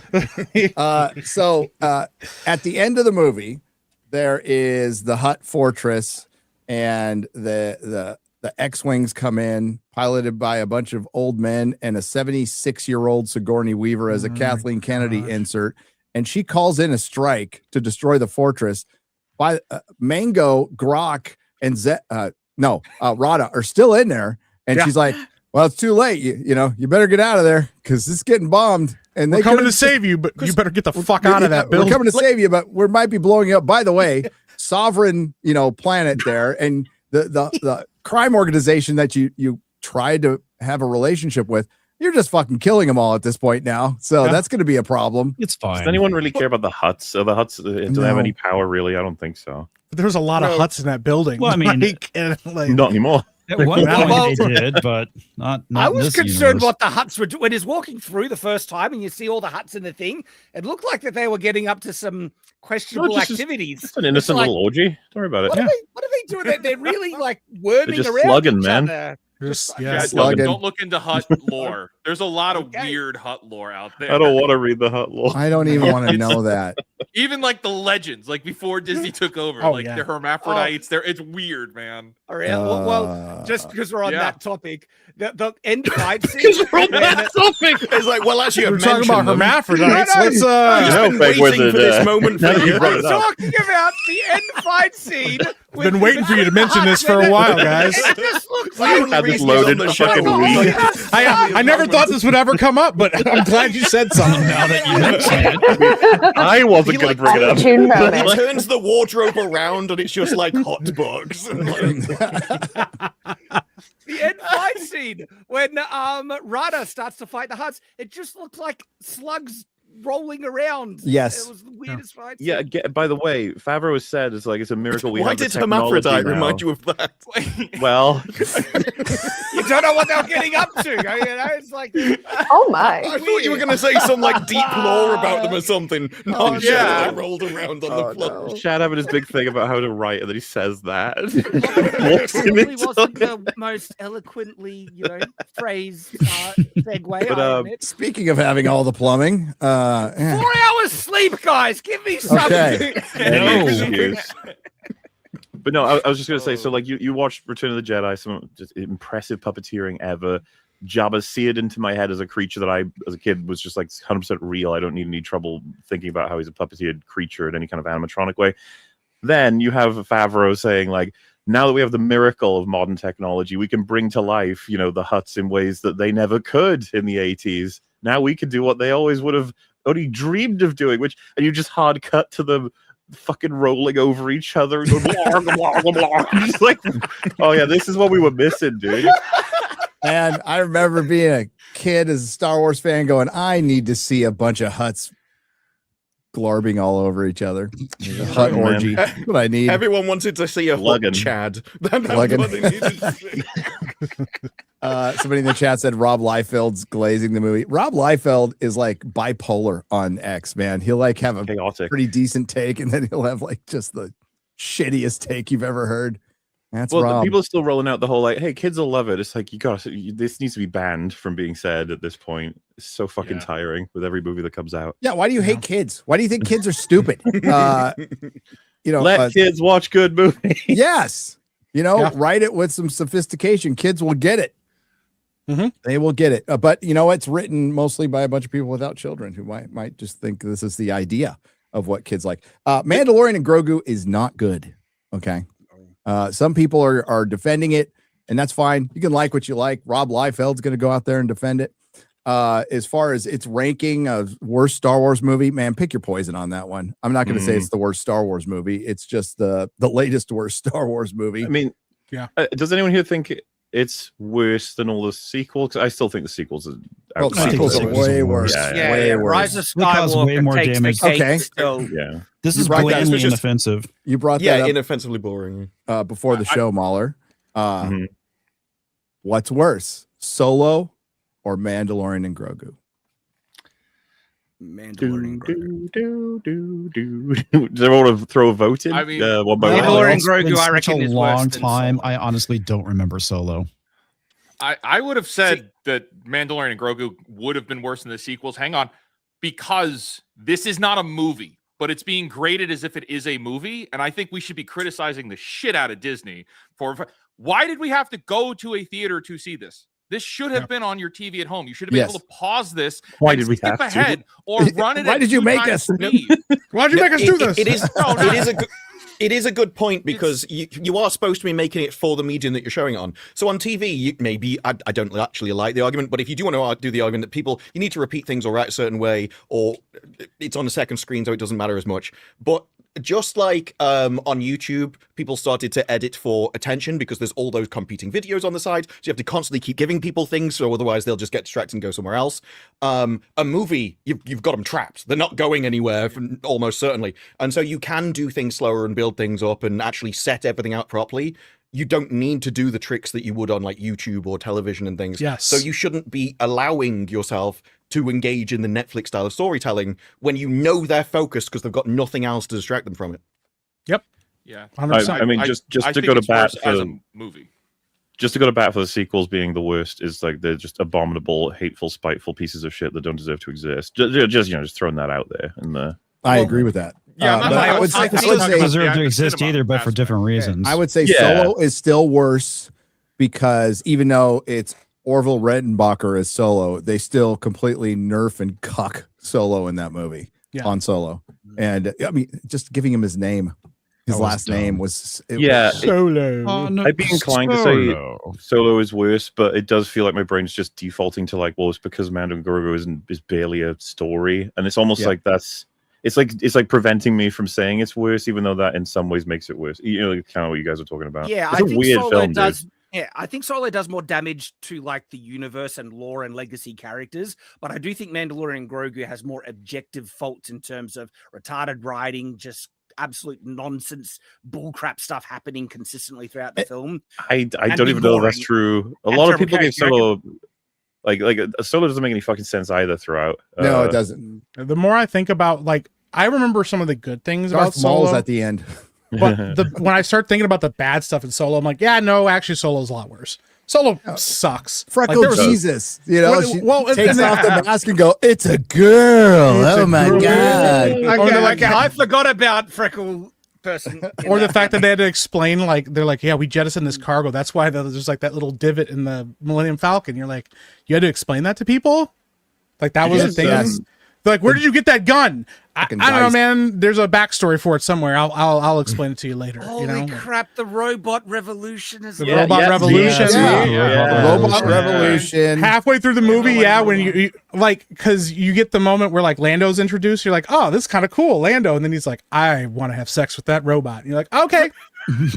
Yeah. Okay. See, now that it's all coming back to you. When you start thinking about it, you're like, no, it's actually pretty bad. This is making me reconsider. A lot of time has passed, but as you By the way, and the robot is the Millennium Falcon now too. Yeah. So. Yeah.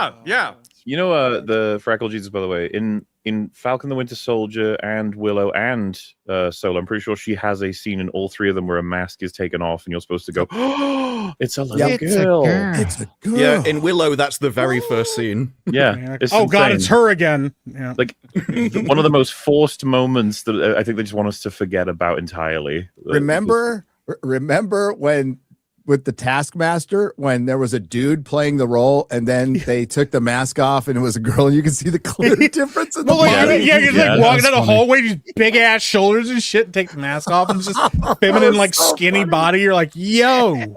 Well, then people started going through the movie and showing his bulge. It's like, yes, yes, that's a penis. Yeah, they're like, man. Plus, there's a certain way dudes walk because of balls. Yeah. You know, it's very different than with women. All right, we got to wrap up the Mandalorian conversation because there's one more thing to get into. I could go all day on how bad. We wrapped up the intro, is what you're saying. Yeah, basically, yeah. But another show ended mercifully. Oh no! Ended this week. Eric Kripke's The Boys finale, which I think we all knew they were heading for disaster from, I don't know, maybe season 2, but some of us. And then it was really evident in season 5. And Mahler, you put it best, is like once the time starts running out and you realize that they don't have enough time or they're not putting in the effort to answer the questions or give the show the complexity it needs to have a satisfying ending. That's when people start recognizing, oh, I've been played, which happens a lot.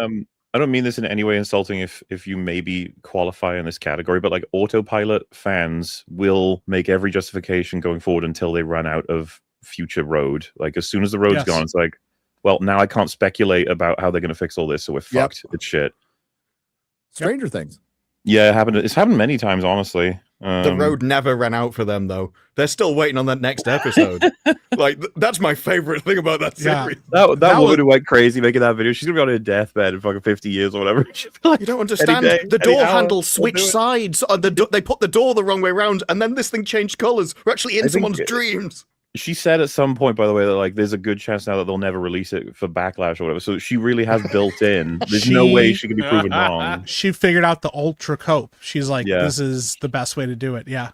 If I live in a world where there's always a secret episode, I never have to deal with how bad the show was. And when it was Stranger Things, I was talking to Gary about how like this happened with the Sherlock fandom, the BBC Sherlock fandom. Oh yeah, there was a secret episode that was going to come out and save the show. It's like, they're going to get back to it. I promise, guys. Yeah, they'll fix it. They'll fix it. They'll fix it. And then you find out Stephen Moffat was overworked and turning in first draft scripts for Doctor Who, and you're like, that felt like a first draft script. Oh, it was. He admitted to it. He was just and he was writing Tintin, right? So yeah, dude, there was a time he just had too much to do. As far as the boys is concerned, Kripke had all the time in the world. Yes, but and he Russell did T. admit Davis. he had Russell never. T. Davis came out and said he writes scripts in 2 weeks, every episode in 2 weeks. Well, you know what the secret was for his first run.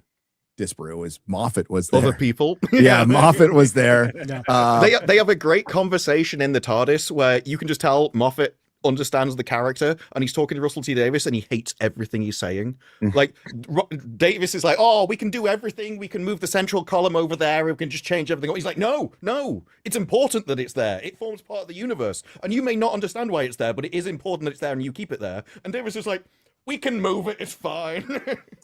Well, with the boys, I kept track of it. I even went back and completely wasted my time and watched caught up on all the seasons, which I really didn't need to talk about much in my video at all because I just focused on the finale. And it that's not that the comics were the greatest story ever written, but they were way more complex. They had twists and turns. They had logical things happened. Well, they were also good too. Yeah, this was a joke that ran on too long to where the people who even liked the joke were sick of the joke. Yeah. And now everybody fucking hates this finale, except for the corporate critics. They're going to love it because it was a Trump joke. That's all you to get 93% on Rotten Tomatoes. All you have to do is make fun of Trump. Pretty fucking easy. All I got to do is say Orange Man bad. Orange Man bad. It is a bit of I think, a stake to the heart. If they're going to insist over and over again, it's like you only hate it because it makes fun of politician you like. It's like, well, then couldn't I just say you only like it because it makes fun of politician you hate? Yes, you can. Which is more superficial. Yes, it's a funny comeback because like what was it last season or season 3? I said that and people were like, you're only mad because it's making fun of you. I'm like, well, first of all, you don't even know my politics. Second of all, so it's always been bad. And they're like, well, no, that's not what I'm saying. I'm like, no, you just said it's always been bad. You're just mad that it's making fun of you specifically. Like, so and it's always been bad since season 1. Season 1 is it's kind of solid, man. I was like, yo, this in my video, there is a clip of Kripke saying, that we did the first season before Trump, and then we started to change it after that, and that's when it went downhill. I'm just saying Homelander is a completely fucking different character in season 1. Yep. Yes. Yeah. It's one of the things that hits me when you rewatch is just how much is implied he's aware of, that he's controlling in the background, that he doesn't even want people to necessarily know. There's that one scene people have been sharing. It's just like, we never got to see more of this, where they're all talking about numbers. I think Translucent's like, my DVD sales, my T-shirt sales, whatever. And Homelander's like, please stop. Starlight is here. Please tell me about the people you've saved. Let's talk about Black Noir. You go first. Like, it's obviously, in retrospect, especially even with that season, because of the way that he behaves, you're like, oh, that's like a front he puts on. But, you wonder how many details or what layers or what accurate, like what's going on there. But he does it in a way that it's delivered, like this guy knows what he's doing. He's manipulating people. He's carrying the room. He's controlling shit. And that makes him that much scarier. It's not just about the fact that he has powers. It's like, I wonder how he's going to use them in what ways. But the more the show goes on, the more he just becomes a fucking moron. Yes. And you're like, oh, okay. And then it's like, I love it when idiots get killed because they're the people I hate. Yep. It's not even just that, though. His powers, weirdly, when he gets to V1, his powers seem to become lesser because we see him lose a fight to 2 people. But there are thousands of Supes across the world. If he really is that much of a pain in the arse that he has to be stopped because he's going to destroy the world, all the Supes could just beat him up. They could easily restrain him if they just teamed up in a little group. If two of them. That would have been a better ending if they had made an army of Supes go for him. Yeah, well, forgetting that, like, during Herogasm, he had Soldier Boy, who is technically his equivalent, and is actually maybe even more powerful than him in some aspects, pinned him to the floor. And you have 2 other guys on souped up, like, Temp V, pinning him to the floor. He still overpowered those 3 guys. And he, like, there's a lot of implications that Homelander is constantly actually holding back on the people around him. And it was just that, like, because, like, to your point, Mahler, there's something genius about Homelander's a manipulative piece of shit. He's actually way smarter than he lets people think he is. Yeah. And that Stan Edgar's smarter than he is. It makes the layers way worse of like, holy, there's a lot going on here. And you think there's a big chessboard and people are playing on it. And some of these guys don't even have powers and don't care, because he's based on a character, obviously, from the comics who's, I don't remember that character's name, but like he doesn't have any powers. He doesn't give a shit what Homelander thinks and what he does, because he's like, I know what I'm doing. But like, those layers and that setup feel like we're going somewhere, and then they became so obsessed with making him, like, humiliating him and talking shit about him and making him seem like an idiot, that they completely undercut all of his like plans. Yeah. And then they did that with Sage in season 4. I thought the ending of season 4, where Sage walks in, it was like, oh, I was playing an idiot to get us to this point where we actually won. Everything went according to plan, and that was interesting at that point. And they threw it away instantaneously because they didn't know what else to do. And she turned into Thrawn. Yeah, that was some Thrawn shit, dude. There was nothing about anything she said. She couldn't have controlled for any of those variables. She really got herself killed a few times. Eric Kripke kind of explains why, and it does change in the Variety interview. He says, well, the problem with that character is she's the smartest person in the world, and we can't write that. So he knew full well that he was incapable of writing the character that he needed and what's really funny about that is like, go ahead. Well, his entire thing of the story was they were going to, because it was a new creation, so they were going to make the most smartest person in the world. And then he said, someone in the room said, what if we made her an African-American woman? Because then no one would pay attention to her. So she's the smartest person in the world, can solve everything, but is completely ignored. But now you're a load of idiots writing her. You're making her seem like a DEI hire, both in real life and in the show, which everyone has to all kind of fake believe that she's the smartest person, because everyone knows she isn't, because the way she's written what she's doing. And so even when she fails at the end, it comes across as she's just an idiot. It's like, oh, it was all love. It's like, no, she was never really that smart. And she's been... I was just gonna say, there's like rules even to writing. When you write a character that's smarter than you, like there are tricks and things that you can do. You have to give them a lot of like Deus Ex Machina and things that they wouldn't necessarily know that you would never be able to figure out. There are tricks to make a smart character and write a smart character that's smarter than you are, but they don't know that, because they think everybody thinks the way that they do, and all their characters think the way that they do, except for Homelander, which is funny because the more they make him not like them, the better of a character he is. Yeah. Like, and the more interesting he is, because he has depth and they don't have any depth. And like Sister Sage is a terrible character. And I do agree with Fake Wizard. Like at one point you're like, yo, maybe I was wrong. Maybe she has got a lot of stuff figured out. And they're like, nope, she's stupid as fuck. Like I got the vibe she was a self-insert fantasy thing again, of the whole I'm just so smart I'd have to take pieces of my brain out in order to survive being surrounded by these people that I hate. That could have been an interesting concept. Like that as an idea is an interesting idea, and I'm annoyed that that's where it went nowhere from there. So it's like, is it a Thrawn thing? 100%. But it's like, okay, somebody that's so smart, knowledge is pain. They have to take their brain out just to be able to like cope. And then do nothing with it.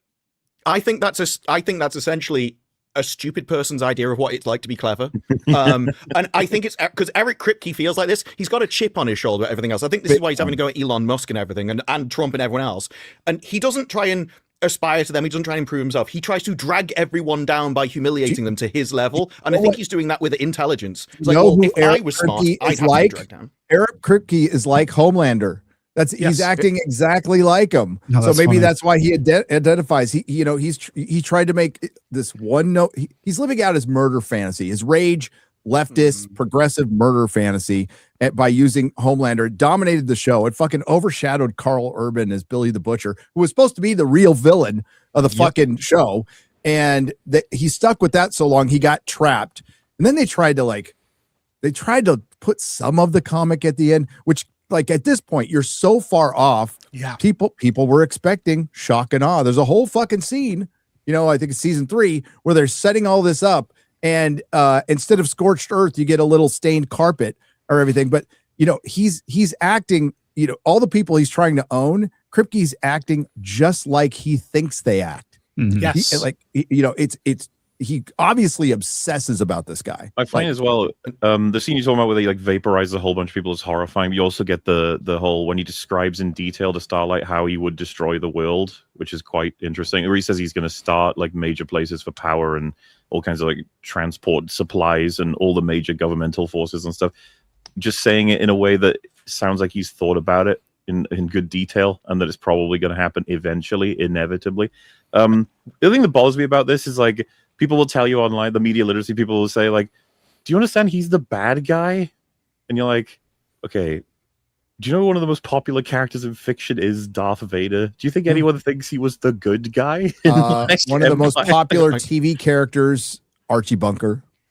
I don't understand. Like, it's like, you know, they're not even remotely, one, Al not Bundy. listening, and two, pretending like they don't understand anything that's being said here. It's like, your only issue is you wanted him to win because you thought he was the hero or something. You're just like, what are you talking? Who was everybody's favorite character from Heroes, which only had one good season? Sylar. About Sylar. Yeah. I think all my favorite characters are like it's Raymond Reddington, because Arvin Sloan. They're all the villains. It's because like in real life, actual villains are not a thing you want to think about or like actually like praise. So when you write a great villain, you're like, man, I don't necessarily relate to this, but I can respect what it represents. I mean, like Thanos in Infinity War. You're like, yo, this guy, like that conviction and that level of like drive and push to like, you can respect a good villain, and you can, and they're iconic because they represent the worst of humanity, and you can appreciate seeing that done well. But these people, all of their writing is self-inserts. So they can't write villains that are beyond their morality. They're writing people that they think this way and they feel this way. And like you said, Kripke actually created himself in the show. Homelander becomes more and more like him as the show goes on because he's obsessed with that. And that's the way he would act. And whenever like you present that to somebody, go like, well, he's a Trump insert. I'm like, so they think Trump is the most powerful being in the world and could burn the whole thing down to a cinder, and you should probably be careful about how you act around this person. No. He's a man child. He's a loser. I'm like, well, it's got to be Pick a lane. Yeah. It's hysteria. That's what it's always been. And the thing is, he wasn't even in office for most of the fucking show. Yeah. For most of the show, he wasn't in office, and they were still fucking obsessing over him instead of, I don't know, creating a show that everybody could watch. Again, like, go after the fucking right. I don't give a shit. Just go after the left just as hard. It would be fucking hilarious, but they did. They just didn't do it. Well, they can't because they're on that side. That's because they have no sense of humor. Yes. And they actually think that when they wake up in the morning that we are the definitive good guys. Period. Yeah, end of story. They can't even comprehend a different worldview to put it in their show. No. Like, theirs would just be, well, obviously we're correct. There is no way to do that. So even when, I think it was in season 2, but maybe season 3, people were like, well, they are doing both sides because they had like woke stores. And that they're like, see, they're taking the piss out of woke. They were taking the piss out of corporations using woke to make money. 100%. It was never against the actual messages. It was just, you shouldn't take our symbolism. But going back to the Homelander destroying things, they just lied to the audience. There's a poster advertising the season of Homelander above the White House with loads of soups all around him. Never happened. Because it's from the comics. Yeah, they knew. They fucking knew. Is it? I didn't know that. Yes, it is. It is. Yeah. So, the episode felt small. The whole season felt small and repetitive or redundant, whatever you want to use there. And they were chasing MacGuffins constantly for the 5th season in a row. How do we kill Homelander? Gee, I wonder how we're going to do that. But they're essentially just there to stop a speech to a public that doesn't believe. They needed more time to establish the whole God thing is not in the comics. So they needed a full season of him being immortal and proving that, and then trying to convince the public. And I get the whole like we're just going to be afraid, but I would have gone way more into him being smart and manipulative, right? And using both sides against each other. That would have been way more interesting. And then more superheroes at the end too. Bigger battle at the end. Well, that was, but the whole point was to humiliate him. He had to be wrong even in his own efforts. And he needed to grovel at the end because the whole point of Homelander is that he's a Trump allegory. Yep. And they're allowed to do this because, it's a satire. We're able to hide behind satire and do whatever we want. It doesn't matter what we do. It's satire. But if you wanted to stick with which they haven't, the theme of the comics, which is corporatism bad, and superheroes as celebrities and politicians too, it would have been way better and way more real to have somebody manipulating both sides to fight each other. I mean, that's what we live through every fucking day. Which is why, like, Stan Edgar's speech when he tells MM, he goes, "Bro, I'm just gonna let them burn it down." He goes, "You think I'm like having trouble here? I'm just gonna sit in this bunker, let them burn it all down, and I'll come right back and I'll keep doing my thing, no matter what the form looks like. I'm good." And MM's like, back in the boys Mexico. And I kind of legitimately love that moment with MM because this is the first guy he actually can do something about. And he goes, "Bro, I'm gonna have to put a bullet in your skull at some point." And he goes, like, "Good luck." Like, I love that moment is great. Or like, you also get the moment with what's his name, the guy that Homelander kidnaps or whatever. He goes like, "You're probably gonna kill me, right?" And he goes, "Yeah." And he goes, "Bro, I feel bad for you. You have no idea what you're dealing with. You have no idea how much you've been manipulated." It's a great moment. And then Homelander goes, the Paul Reiser scene, yeah, and he goes, when "Get he's out of not here." talking about eating assholes, Yeah. But like in a moment, you get like a moment of like real two characters actually having a conversation. And you go, "Man, this is kind of genius. If they had kept doing this show could have been something." Yeah. No, it had. It completely got in its own way. Because I was going to say, if coming back to the fight, right, there's so many of these meaningful angles you can take for it, for meta context or subtext and just different angles, history and stuff. Yeah. Just to appeal to the fundamental lizard brain of myself here, why can't I have my big fight where they have to a hard-won fucking fight just for like reference here, right? If you end Pelennor Fields and Minas Tirith and they're thinking like we got to go to the Black Gate, and then Frodo and Sam they head into to Mount Doom.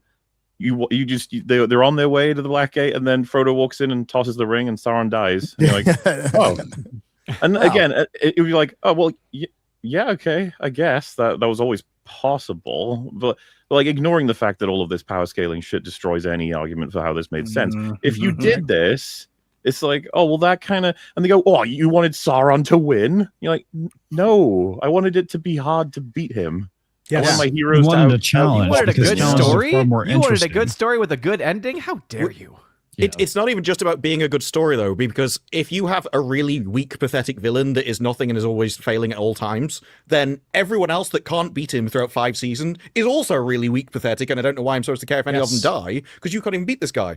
This entire series was inventing new ways to solve the solution they already had. Yes. So it's like, oh, well, we've got the virus, but we can't use the virus. So now we're going to have to destroy the virus. But now we've got the virus back, so now we have to invent V1 to make him immune to the virus that we don't have, that we're going to use at the end anyway, but we're not going to use it. So, and that's why his immortality and stuff was only there as an excuse of why they weren't using the virus. It had no other story purpose. That fight.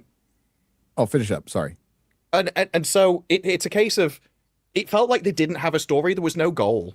For 5 seasons, they've gone, we need to kill Homelander. You should have just killed him, and then so you can move on. Because all you've done is, you could have done this entire thing in two episodes, and you wouldn't have really missed much story, because you've only gone after one guy. The villain for the whole series, if you really are paying attention, right, as far as I thought the show's translated, is Vought. It is the they've done all these horrors to all these different people, and it's like, did Vought come crumbling down in a very public way? It's like, not really, no. The show became all about killing and humiliating the shit out of Homelander, who, and I'm serious, I know he's a monster. I'm very clear about that, but he was also a little kid that they tortured. Like, he became that from what they did to him, and the repercussions for them is what? It's like, well, they'll just go on. And they mentioned even in the show that another Homelander will show up. Yes. You know, the Butcher's like, we got to kill all the soups, and he wasn't entirely wrong. So yeah, but that's because Vaught's still around. Why is the president, now we've all realized that Vought is the problem and Vaught's been controlling all of this, why is the new president not got rid of them? Instead, he set up a task force to fight the soups for Vought. We needed another supernatural cameo.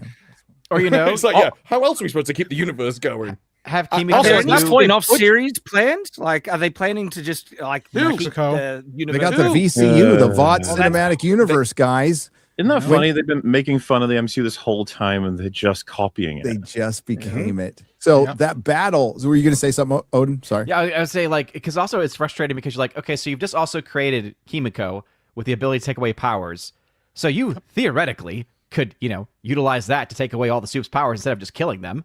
Yep. You could have at least thought about it, brought it up in some way. It doesn't come up also, in any capacity. Butcher put the virus in the water supply in the Vought Tower, which still now there. What they're happened with going to that? get, and they're going to.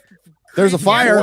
They're I hope he walked out and forgot about that. That would be and then- amazing. I didn't mention this in my video, but Huey like took the vial and didn't tell anybody. Like, didn't tell anybody. And I guess there's another one still too. The whole thing is there's no closure. You killed Homelander. Okay, that's it. But and Butcher's dead. And the reason it got so fucked up is because they wanted to get the crowbar in, and they wanted to make it kind of like the comics. But that final battle in the Oval Office was fucking stupid. They nerfed Homeland. He could have killed them. He had multiple opportunities to leave or kill them. And a lot, seconds early. Even a lot of the them laser, showed that, the laser right? eyes that Butcher tanks is like, no, hang on. I know Butcher has powers, but he shouldn't be powerful enough to just take a laser blast and shrug it Kimiko? off. Kimiko got cut in half by them early in the same season. Yes. Like she got blasted. Same season. And Homelander flew to space with Elon Musk insert 5 seconds ago. So he's back in 2 seconds. The one thing you have in that moment in that fight is Homelander doesn't run, because he's already shown if he gets into a situation where he's outgunned, he'll run, because he's not stupid. But like in that moment, you go like, no, I'm immortal, I'm invincible, and you don't mention Kimiko to him, and you don't flat out tell him you have a silver bullet sitting right there in front of him, and then you let him go, I don't care what you do, you can't hurt me anymore. And then that fight happens, and like they promised everybody you didn't know who was going to live or die in this season, and they killed one dude. Yep. And also, if he's fast enough to go to space that quickly, he is fast enough to kill all of them in 2 seconds. They killed the Deep. My favorite thing, they flew him out to the deep. The nearest ocean is 50 miles away from the White House. She was flying for a long time. Yes. It is a case of, if you have a guy called the Deep who is essentially Aquaman, don't take him to pissing water. Okay, Like, wait, well, all the so places you can bro, I think that's just an outright failure on the writing, because everyone was like, "Oh, she took him there because she knew the sea creatures like hate him." Just like, no, she didn't. No, she didn't. She didn't. She can't talk to animals, so No she one has did. no idea. She just Not only did randomly she- ended up, miles away at the beach. Well, it's She just what took the him to crew his said. It's like, superpower. because she didn't know that, she took him to his HQ. Yeah, right.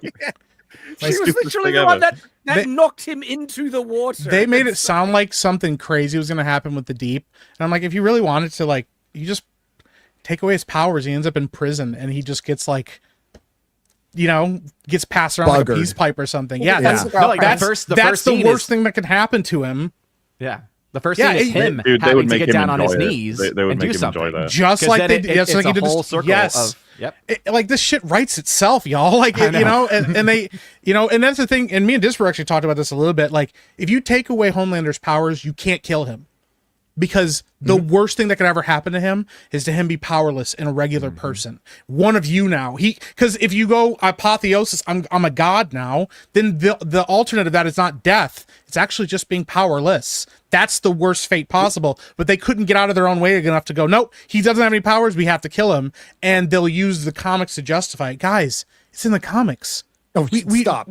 Just fucking stop. I knew this show was in trouble even before season 1 when they gave the female of the species a name because they wanted her to have her own agency, right? God. So, and they dialed back all the abuse that Starlight went through, which was a lot. And they were like, "Well, we didn't want to portray that on TV." It's like, you portrayed it in the comics. Who gives a shit? Well, It's- and not it's only that, make-believe. but they don't want to portray that in the comics. But last season, they had Huey strapped to a table getting sodomized by Batman, and then had to apologize to his girlfriend about it. Yep. He's And literally now having a Eric- breakdown about horrible stuff that happened to him, and she's like, "Yeah, well, guess what? I killed your child, so like, apologize to me." And he's like, "Okay, all right." There's an interview with Eric Kripke where Variety brings that up, and she's like, "This is horrific. Like, why would you do that to him? Because his father's just died and everything." And he goes, "What well, that's a really awful, a dark take on it. We thought it was hilarious." And so he thought the entire scene was funny. When you just said the Wow. female of the species guy, I was getting like wires crossed. Like, you talk about Homelander, I was like, I was just thinking, like, would it be Holander? Would it be like the girl? Maybe. Like, Holander. I would have put pretty it past them. This is the kind of thing where it's like, oh, they could have done this. It's like, well, it has to be humiliating and exploitative to the nth degree, which is actually why, in some ways, I'm surprised he died so quickly. Yeah. Homelander. Because like all of us here, if we wanted someone to suffer, it's like killing them is actually You might want to put that a little bit later. But you know why? But they figured the humiliation ritual was probably good enough at that point. No, it's Well, no, because they didn't have keep time. him immortal. Well, no, keep him okay, no- immortal as a normal bloke that is at the whims of everyone else around him would be Homelander's worst nightmare. If you want to say that he's a power hungry freak that has to be in control of everything, and he's really like Trump, and all he wants to do is rule the entire universe and say he's God, then making him the lowest of the low, like just a hobo on the street that no one will help or talk What to. they want is they want their Trump fantasy, and that's what's been happening with Trump throughout the last couple of years. So they kill him. Want that to happen. Like halfway through the episode too, and then they have to rush everything else, I really hated that they made Butcher like he's a hero. I'm like, what the fuck are you talking about? Butcher is the Crypt Key self-insert. Homelander is Trump. That's why that's why it was a kill shot. You couldn't let him live because Kripke, very clearly from what we're seeing online with how he's responding to Elon Musk, it's like, no, Kripke wants blood. He's going to get it. Yep. And there would have been nothing more poetic than to realize that Butcher is just as bad as Homelander. Like that was kind of, I thought, the point they were going to go with in the beginning was like, these guys are on a collision course. In the comics, he's worse. He's worse. Yeah. He's worse. Yeah. He kills mother's milk, kills female, kills Frenchie. Yeah. Yeah.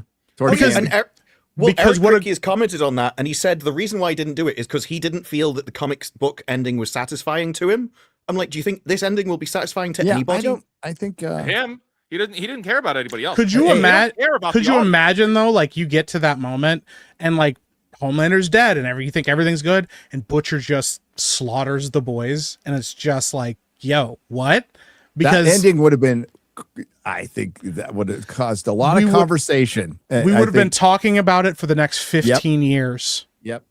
And now nobody's going to be talking about this show in a year. No. Imagine making a video saying that the Boys series is better than the comics a few years back. How do you feel now? Probably pretty silly. A little silly. So, yeah. Okay, so the memes have been great. Dude, the memes have been good. The memes are killing me, dude. Fucking insane. After all the praise everyone has said that Homelander's down to Anthony Starr, his death scene to humiliate him is still about how good he was at delivering it, and the memes have gone crazy again. Have you seen how Eric Kripke is now throwing Anthony Starr under the bus as his defense? Yeah, I've seen that. Yeah. So, because people have been going, well, Anthony Starr, his comments, and he's like, I don't want him to be Trump and all this kind of stuff. And people like him. He said, so speaking about Anthony Starr, I reached out to him before the script came out, and I said, he's got to go out in the most pathetic way possible. And Starr said, of course he has to. This is the end. He has to get his comeuppance. And then, as a matter of fact, he added the line, I'll eat your shit on live TV. So he is saying that this ending that you all hate is Anthony Starr's fault, not his. He definitely is trying to be like, you guys seem to like him and not like me, even though we came up with this together. So, like me a bit, right? This is what I mean. He drags everyone down to his level rather than uplifting himself. And he admitted he's never written a finale. So and it shows. Yes, it shows. Yep. Man, I hope Anthony Starr. I hope he gets a show that's actually good. That has he has Banshee, one. Man. Yeah, I heard about Banshee. Banshee is awesome. I started. Good. Did you see on The View though, where they bring up that Eric Kripke? They bring up that Eric Kripke says that he's Trump, and he actually goes, "Yes, he does," and he makes a praying symbol as if, "Oh no, I can't believe you've done this to me." Oh, dude. There's been so many good ones. Dude, there's some really good ones. I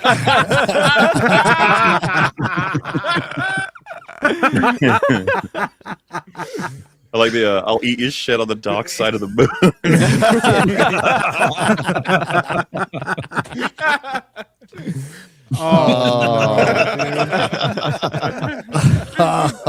That's crazy work, bro. Oh god. Oh no. Oh dude. Where's the Mr. Anderson. I will eat your. There's a Lord of the Rings one. There's another one that was funny as hell. I can't There's remember. a Hitler one, the Hitler movie. Dude, that one made my video.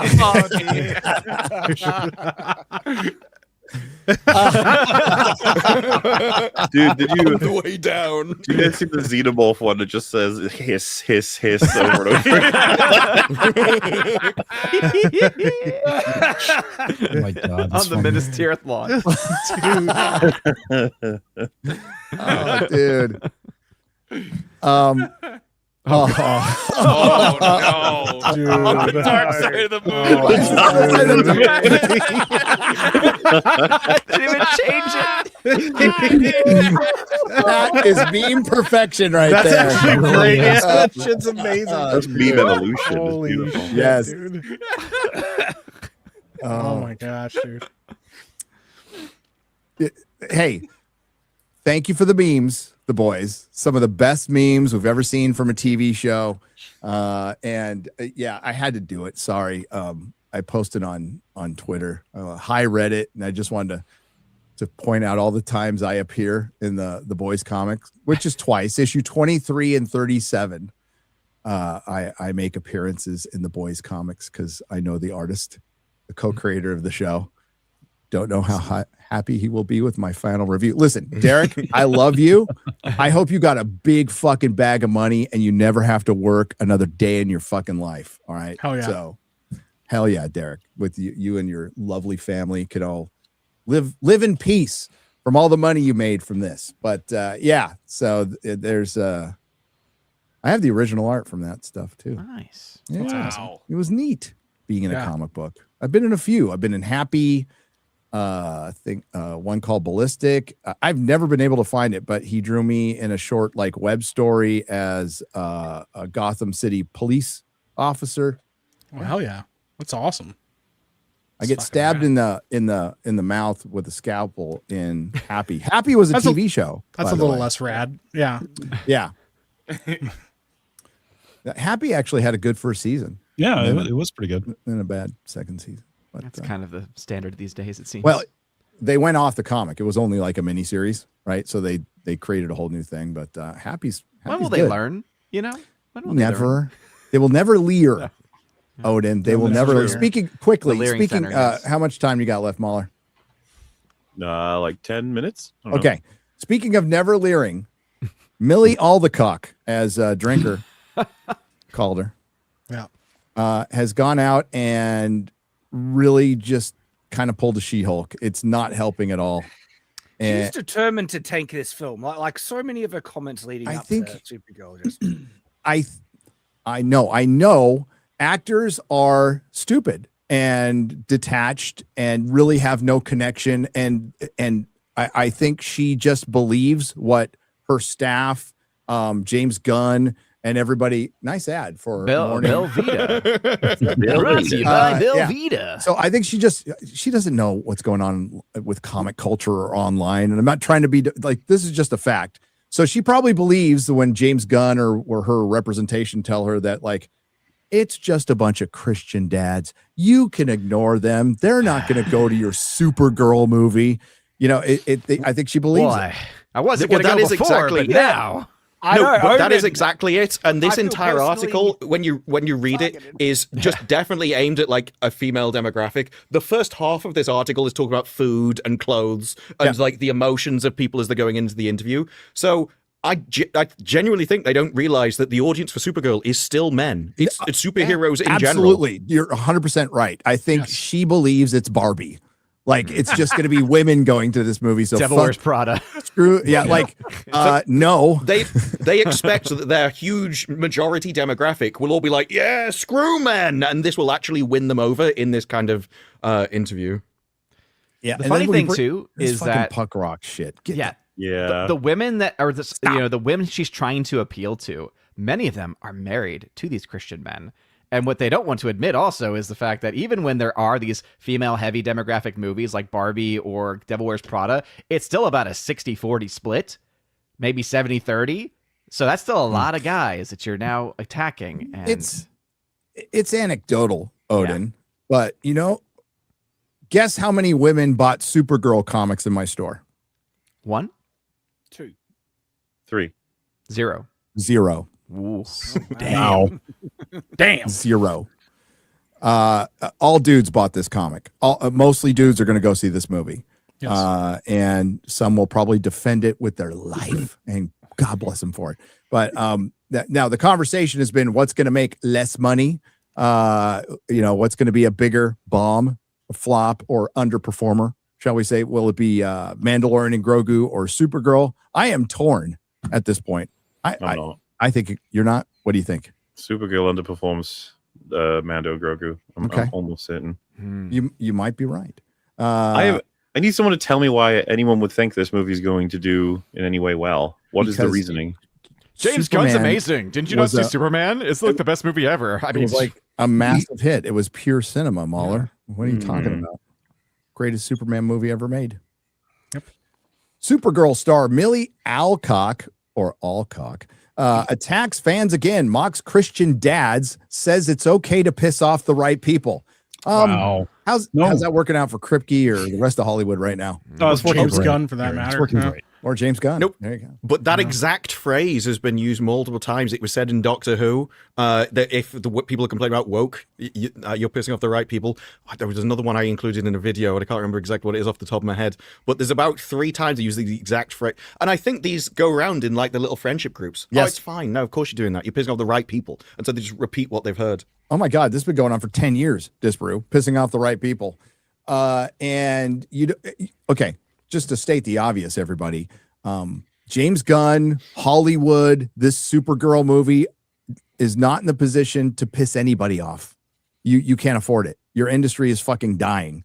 Your DCU has not gotten off to a great start. I would argue it hasn't gotten off to a start, at all. It's completely unfocused and bad, and I think it's doomed. I think it's absolutely doomed, and its days are numbered. And this will be a great sign of things to come. But the backlash surrounding Supergirl Millie Alcock is heating up once again after a lengthy new interview with Variety in which the actress doubled down on her previous criticisms of fans, mock critics she described as Dad of 4 Christian. It was a Twitter account, right, who called her out and declared that if you're pissing off the right kind of people, you're doing okay. That's the kind of thing James Gunn would tell her. The thing is, though, and this is why the Doctor had a female companion, is because, at least in this country, I don't know whether it was the same over there, but there was a thing of, well, this character is for the dads, and it would be the hot, attractive, skimpy outfit companion who was just there. That, well, it was a family show. That's how you entertain the dad. You had a hot person in there. So Supergirl, wearing like the skirt and the outfit and everything, she'll be there. And she's even said now she's not going to be wearing the outfit for most of the movie until right at the very end. So there's nothing for the dads at all because they now don't see that as the... Really? I did not hear that. That is a decision. No, she said it. I think it's in the Variety interview somewhere. She was like playing down how much of the outfit she's going to be. I think she said she's in a t-shirt for most of it. That was like one of the few points of credit I gave the film was the outfit. And they're like, well, it's not even going to be in most of the film. Okay, now. it's going to make less money than fucking Mandalorian and Grogu. You're right. This is so what a fucking hey, we're going to make a hey kids, or you've always wanted to see a Supergirl movie. Well, we're going to make one, but she's not going to be in the costume. It's kind of like making a Punisher here it is. special. Just to make sure everyone here thinks that neither will make money. It's just which one will make less. It's just like, well, it'll make less. Yeah. And honestly, I don't know if I can tell you it's DC. I'm scared, but I don't wear it as much as people will think. It's a journey. It's a journey. Oh, it's always a journey. Not a long one for James Gunn. Yeah. The only benefit that Supergirl has over Mandalorian is that it probably does still cost less. So that's like the only benefit that it has, but I still don't think it's going to make money. Yeah, like both the budgets are lies is just an automatic assumption. I think they're both fucked. Oh, they will not be talked about by the end of the year, other than that came out and it didn't do really well. If He-Man's good, I hope it beats both of them. If it's good, if it deserves it. That last trailer was actually pretty decent. Mm-hmm. Last trailer was good. Concerns. Yeah. There are a lot of concerning comments about He-Man from the creatives, and look, it might be false flags because it's Hollywood and they anti-marketing. But I don't want He-Man to be good. I think, Shad, it's a bunch of idiots that have no idea what they're talking about. They don't know how to market to men anymore, but the movie is very much catered towards guys, and they don't know what they're talking about. it's not so much the marketing. Some of the reviews have come out and said, well, I really didn't like the first half, but once it gets into toxic masculinity, I liked it. Then other reviews have come out and said, I've seen it. This isn't in the movie. What are you even talking about? And so I think what they've got is they have filtered Hollywood to such a point, and their critics to such a point, that now they've got people who will see woke in everything, even if it isn't there, because that's what they want in movies. And now they're going to have to go the other way. They're going to have to start filtering out critics and be like, look, you're destroying our movie. You having early access is no longer a positive for our movie, and they might have to start going, if you see woke and everything, we don't want you because you are destroying our reputation. It hasn't been for a long time. They need to cut red carpet appearances, all fucking press tours. Everybody just needs to shut up. Yeah. I think that would be the best way to go. You know, that's why it's so unusual that Nolan even talked about his movie much beforehand. But you're right, Fake Wizard. The marketing departments are women and gay men. They have no fucking idea how to that's why they were so good at the Barbie marketing. They were fucking spot on with that. But when it comes to marketing to regular people, dudes, they don't know how to do it.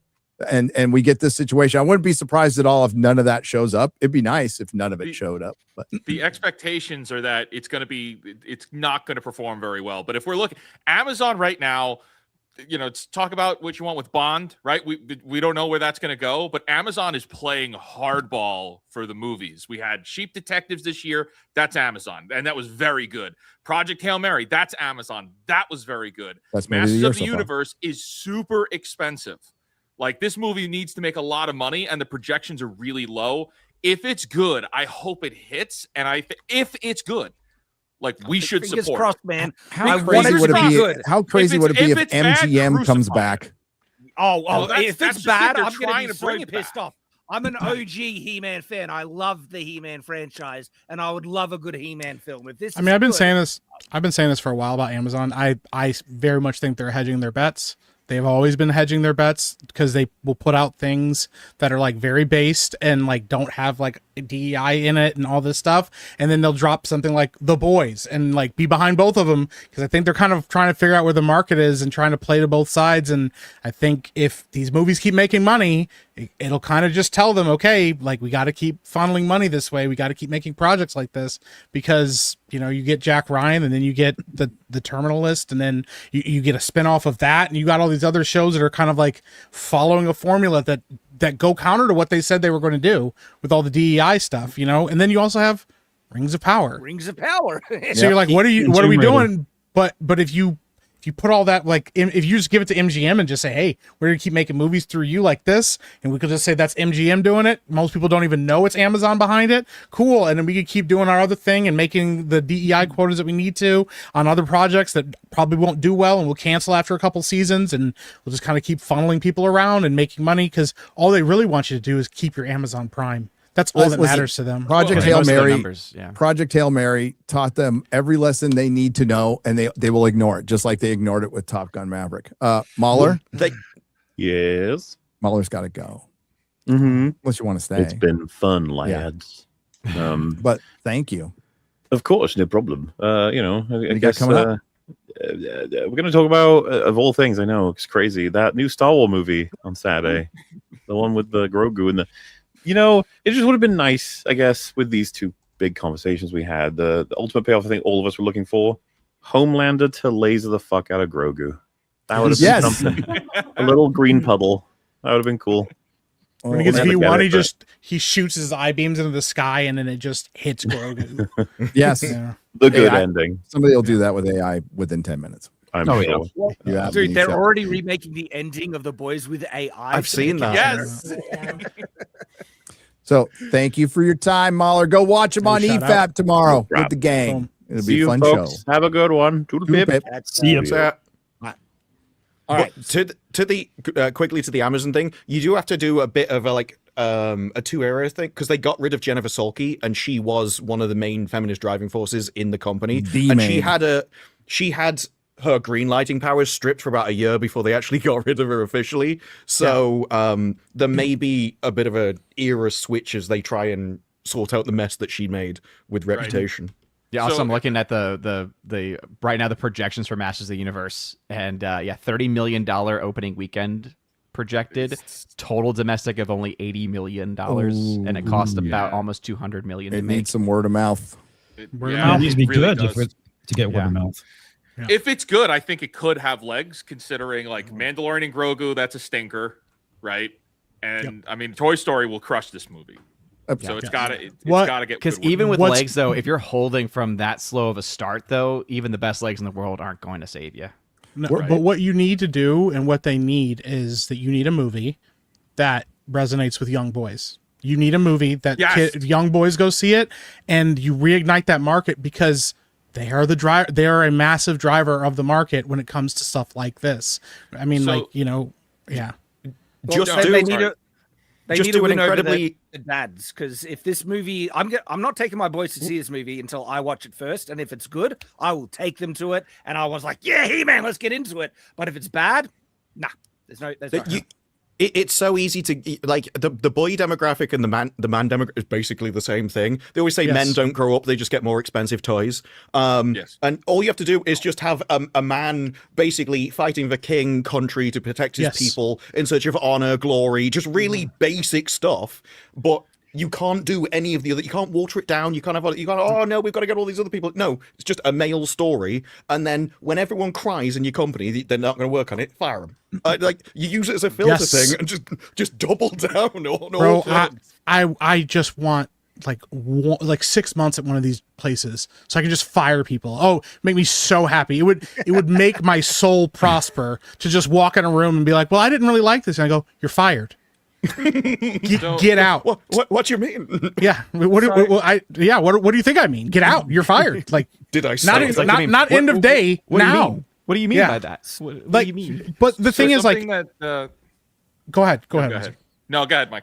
Oh, I was just gonna say, its thing is like women are a massive driver of the market. They're massive consumers. They've always been, and somebody got it in their head that if they start marketing these male-driven IPs and projects like video games, all this stuff, that they could get that more money from women. But that's not how that works. Demographics work for a reason, a specific way. Anime is a perfect example of what works and what doesn't work about that. But you go, what Hollywood has lost is the male market. And they've lost that male market, and they're losing it generationally right now in a cascading way that they're not going to get back, because men will just find other things to do, which is why things like 40K booming right now, which is why anime is booming right now, specifically like with male demographics, because they went and found something else to do and something else to deal with and play with, and that's what they're going to do, and that money's going to stay there, because most men aren't just going to go back to something because you went, well, sorry, I fixed it. You go like, yeah, it's too late, man. You lost me. I'm not interested.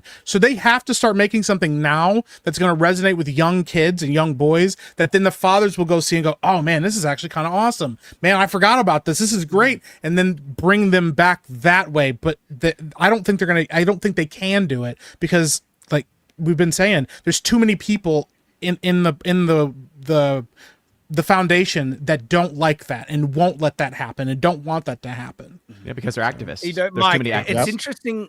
It's interesting that you brought up anime, because that speaks to exactly my experience these days, where I've always watched anime, but I've been watching way more anime recently than ever before, because I've discovered I can literally just go on an anime streaming thing and randomly pick something that I have no knowledge on and have a much higher chance of finding something decent and enjoyable than the biggest high production stuff that Hollywood is pushing out. And genuinely, like, there's been some bangers. Like, I've watched recently, like this Grieving Soul Retire, Clever Task and stuff like that. These animes that no knowledge at all, going in blind and just rolling the dice.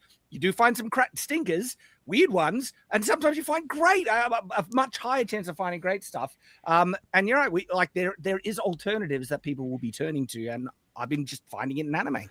Well, and that's I the think thing, on average, they actually care more about storytelling than the West does at this point. They do. And it's built around archetypes. You go, the archetype is, this is the main character. He is a boy. He has, these specific characteristics about him. And those are always going to be consistent across the board. They're typically very driven. They're very heroic. They're self-sacrificing. They care about their friends, and they're usually surrounded by a cast of characters who care about them and are vested in them doing their best. And that genre works works, and then you just change the trappings of it, which is how storytelling is supposed to work in the first place. You don't have to constantly try to figure out a new way to tell the same story. Like, you just change the trappings on it. Tropes work when you know how to use them correctly. Exactly. And anime has figured out how to use tropes correctly. And some of the best anime out there are ones that subvert those expectations in a way that don't change the way that shonen works. It just comes at it at a different angle than you've expected. You know, Mike, and a really good example of what you're talking about is like literally right behind you with Demon Slayer. I mean, that is just such a phenomenal story. And it's such a simple concept. Yeah. Demon's like bad. You said, though, go ahead. Like shonen is essentially the 4 quadrants. They hyper target a specific demographic. Yes. Whereas the West is like trying to water it down. Well, what if we could get more of this other demographic involved? And they don't realize that weakens the story, weakens the entertainment for the people you're actually aiming it at. And so you get less people, not more, with the more you try and spread it out. And they refuse to change because of the activist mind. They refuse to, like, we're right. This will eventually work. We'll keep doing it. And now Marvel Comics has finally gotten rid of Buckley, and they need to get rid of way more people, you know, in the comic sphere. And the one thing that's working is, I forgot what they're exactly called, but you know, DC's reprinting all of their best stories in a smaller format that's like $9, $10. Those things are selling like crazy right now. You know, so and Absolute is, which is just retooling the same fucking story, just making it more extreme. You know, with the Absolute universe, which is helping, but nothing else is, because they watered so much shit down. Same things happened in Hollywood. Same thing happened to the superhero film. Yeah. So, and you remember Gary, in the 90s when like everything was extreme, and they were like, hey, you know what? If we just put extreme on things, it all of a sudden like kind of sells well to like young boys and people who are like, yeah, extreme, that's awesome. And it's like Absolute, and you're like, yeah, it's just extreme. I get it. Like, it's 90s. Like, that's cool. Yeah. Like, you know, talking about like the male demographic and what, you know, men generally like, I really do think He-Man is going to be an interesting point of reference to try and figure out where Hollywood is, if like, because it seems like that they kind of want to attract the male audience where they're leaning into some of the things, but there are some stuff that is so baked into traditional heroism that Hollywood hates completely, like a damsel in distress. And that's such a fundamental heroic thing that, you know, and will they let He-Man actually be a proper masculine hero? And would he ever save Teela? Is Teela going to be in trouble, or is she going to be a girl boss? And there's like, it's going to be. They have the equivalent of that in the trailer. It's the equivalent of a guy opening the pickle jar, and it's in the final trailer. Yeah. And she just kind of stares at him like, oh, this masculine guy. Like, we might be back. And Amazon is trying. We see it like they've basically addressed. They've said it without saying it. Hollywood has lost Gen Alpha. They don't care about us anymore. They don't care about Gen Z anymore. They're realizing they have to win Gen Alpha if this industry is going to continue. But they don't know how to communicate with Gen Alpha. Gen Alpha is actually based as hell. So you have to go back to men are men and women are women and, you know, positive hero values, because these kids, man, they will laugh you out of the playground. It's wild. You mean they can tell that story? They can tell that story in He-Man. They essentially do the start of the Matrix, where they can have like the real world where it's crust masculinity. You're not allowed to do any masculine things. Everything's safe now. There's not really a role for them. But then he goes to this fantasy world, and that's where actually he gets to engage in all the masculine stuff. Save the princess. He's just this massive muscular that starts hitting things with swords. Every guy will like that. And you can tell the story that essentially the real world has stripped that from itself, and you need to go back to this as a part of a message. I think that'd work. Yeah. Well, like doing He-Man right isn't difficult. It's not. You don't have to think too hard to figure out what was, you know, it is appealing to young boys. Well, I was going to get to that. It's not hard to figure out what was appealing to young boys in He-Man, and it was the hyper masculine nature of it, right? But Hollywood has a big issue with those things, and so it depends if they're willing to sacrifice, you know, their ideology to appeal to traditional, you know. They're not, but eventually somebody that is losing a lot of money will go, you know what? I kind of need you to get out, because like it's either that or you go broke. Well, I mean, dude, the IATSE, the union, has publicly backed Karen Bass for mayor. They're just self-destructive at this point. It's unfucking believable. It's like she is destroying your industry. Yeah, like your industry, your centralized industry is dying, and if you vote her in, it will die. it's going to just go. It's not like it's going to end. It's just other people are going to pick it up, like they have been, and you will lose market share to a lot of other things, including the East, which that's already happening. Yeah. What do we have here, Steph? The end of the He-Man the end trailer. of the He-Man trailer. All right. Can you come help me with this? Whoa. It is quite heavy, so if you Oh, could just. oh my god, yeah. Okay. I haven't seen the most recent trailer. And It's so- pretty good, man. It's pretty good. It's a really Okay. good trailer. Yeah. All right. That surprises me. That actually They should have surprises me led that with this, Shad. Yes. This is like this is the trailer they should have launched with, not the he/him joke. This is it. This would have gotten people excited.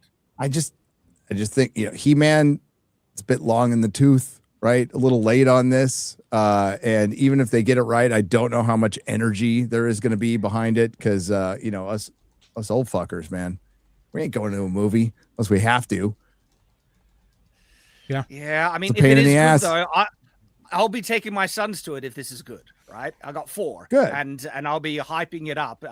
But if it's bad, I'll be really pissed. Shad repopulating the planet. Real quick before we get to soups, Odyssey has caused quite a stir. Nolan, it looks like Nolan sold out. I'll just say this quick. I don't think it's about awards. I think it's Nolan reinforcing the ideas that he believes in with Hollywood. I think he's trying to back up his industry. And as the big dog, he's like trying to give it some legitimacy and going, no, I actually believe this stuff. This is, and I've been quiet about it before, but maybe he feels it's time to step up, or that's just what I think. That's what it looks like. Could be totally wrong. Hope I am. Hope the Odyssey's fucking awesome, but it's hard to think it's awesome when it lacks verisimilitude, which is pretty important for a film. And Lupita Nyong'o's latest picture. What's the sister's name? I don't remember. I always want to say chlamydia, but I mean, close enough. Yeah, that's not it. Is it There we go. chlamydia? Chat will Not know. media. Clemenstra? I actually don't. The Odyssey is not one I'm super familiar with. I'm all being about. Yeah, many dude, years I've old. I've read it Clytemnestra? once, listened to it. Ian McKellen does the audiobook, which is really good, but I'm not going to pretend I'm an expert on this shit. There'll be lots of experts coming up soon. But I actually think that if this is successful, that it's worse for Hollywood, because then they go, well, it worked for him. He put DI in everything, and they made money. It will just make clit menstria. Sorry, double down even more. Yeah, no, this is right. Just If trying this to figure hits, out we're this gonna name. get Acolyte season 2 and She-Hulk season 2. Okay, I'll buy 5 tickets. Oh, fucking A, let's go. This needs to win. 5 seasons of Acolyte in a movie. Dude, I could have had a 3-story pool. Be great.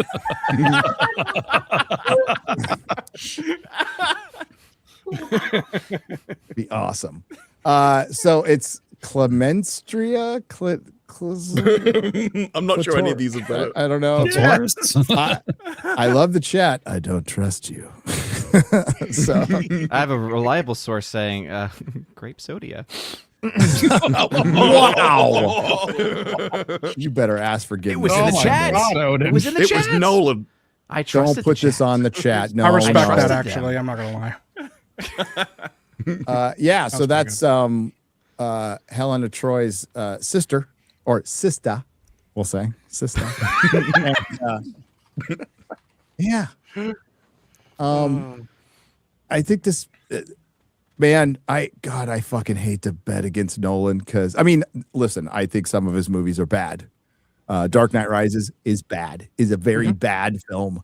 Tenet's How bad. dare you say that about Dark Knight Rises when its biggest offender is not here too? I know. I almost feel a little bad. The man who saw it 11 times to break his own record.